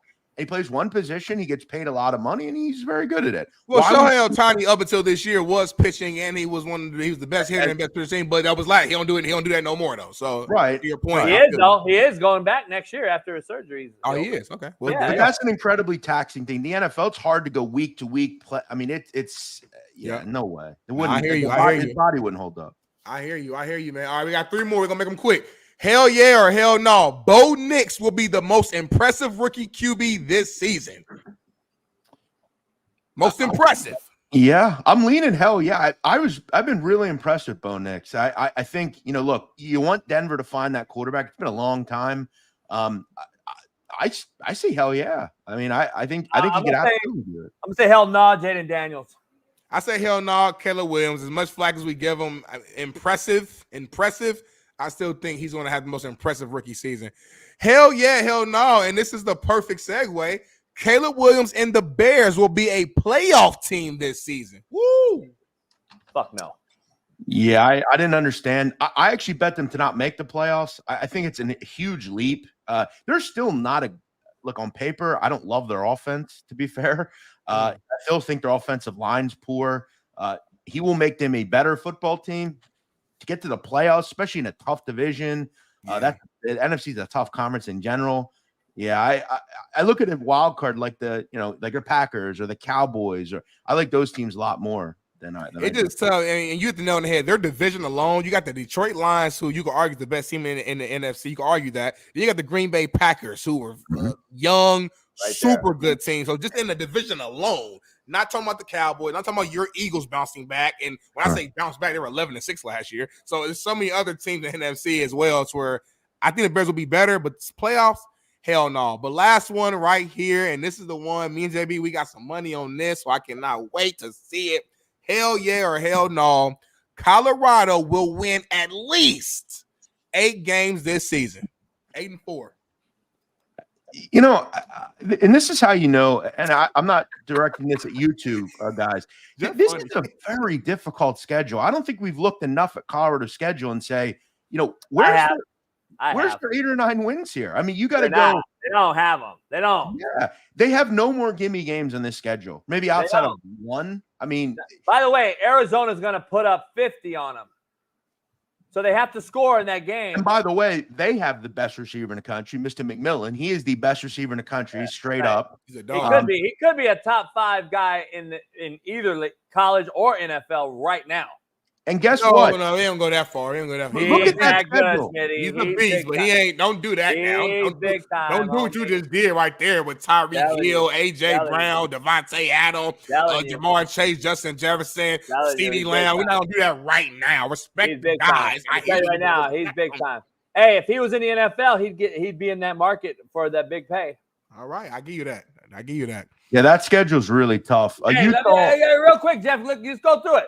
Are they going to beat Utah? No. K-State? No. Arizona? It's going to be maybe. No. Kansas? Oklahoma State? No. Baylor? Baylor's a program on the rise. They beat Nebraska. They beat Colorado State. They beat Baylor. They beat UCF. They'll start the season off 1, 2, 3, 4, 5-0. Kansas State's going to be one of them tough games. They will be 5-0 to start the season off. Jimmy, what was our bet? Was it 6 games? It wasn't even 8. It was like 6 or 7 games. No, yours is 8. Mine's mine was not 8. Find the exact bet, man. I think it was 6 or 7. Find the exact bet. How you don't know your bet? It was not 8. I know for a fact it wasn't 8. I know for a fact it wasn't 8. I know my bet. My bet 6 games. I know for a fact it wasn't 8. I know for a fact it wasn't 8. My bet 6 games or less. Betty said it was 5 games. Thank you. 5 or more. Thank you. But the truth is, from a betting standpoint, they will be an underdog in most of these games. And if you can go through the first 4 games and go 2-2, I think that's what you have to hope for. Colorado State, they should beat, but it's a rivalry game in state. Baylor, as he said, is improved. If they go 4-0, that's a nice start. But then systematically, they could lose every game there. They might beat Cincinnati. That's 6 wins. They're not winning 8 or 9 games. No fun. We gonna find out, Jeff. Well, Jeff, we got you back on this Friday. It's week 1 NFL season, so come prepared for week 1 NFL odds because we're talking all things NFL. Jeff, as you get out, since we'll get you after the game. Who you got Thursday NFL's opener? I took Baltimore. I grabbed 3.5 like 2 weeks ago. Look, obviously Kansas City, obviously they have some issues at the receiver position. Rashee Rice should be in there to start the season. Who knows how long it lasts? If you're going to give me a team that, you know, the Ravens, great defense, best defense in the NFL, going to be outside of San Francisco. I love Lamar Jackson. I just think it's a close game. I'll gladly take 3.5 points in a game like that. I agree. Good tip. Jeff, we'll have you Friday. Much love. We'll see you Friday. And everybody go check out the Sit Down Crime Pod with Jeff. Much love. All right, guys. All right, Jeff. Nasty Nadu. All right, Nasty Nadu. Hey, we got to get out of here on the hard out. We're getting the studio. I'll be at the studio all week getting that prepped out. It's a holiday. Enjoy it. I'm going to go cook today, chill, relax, enjoy my new kitchen. And I'll probably stay after water today. Today's a holiday. I'm telling you, yesterday was a bad business out there on the water. I'm going to tell you right now. And today, I don't care on that. I'm a married man. I'm a happily married man. I've been married for 4 years now. But I've been with my girl. Tomorrow will be 14 years we actually been together. So she got to work tomorrow night. So today we're going to celebrate. We about to go to Pilates right now. We're going to do lunch together. We're going to cook together. We're going to spend time together, man. So shout out to my beautiful wife, Chanel Joyanne Smith from Detroit. If you're from Detroit in the chat, you know what I'm doing right now. 7 Mile, the Better Mile, Naptown. We in the building too, represent both my city.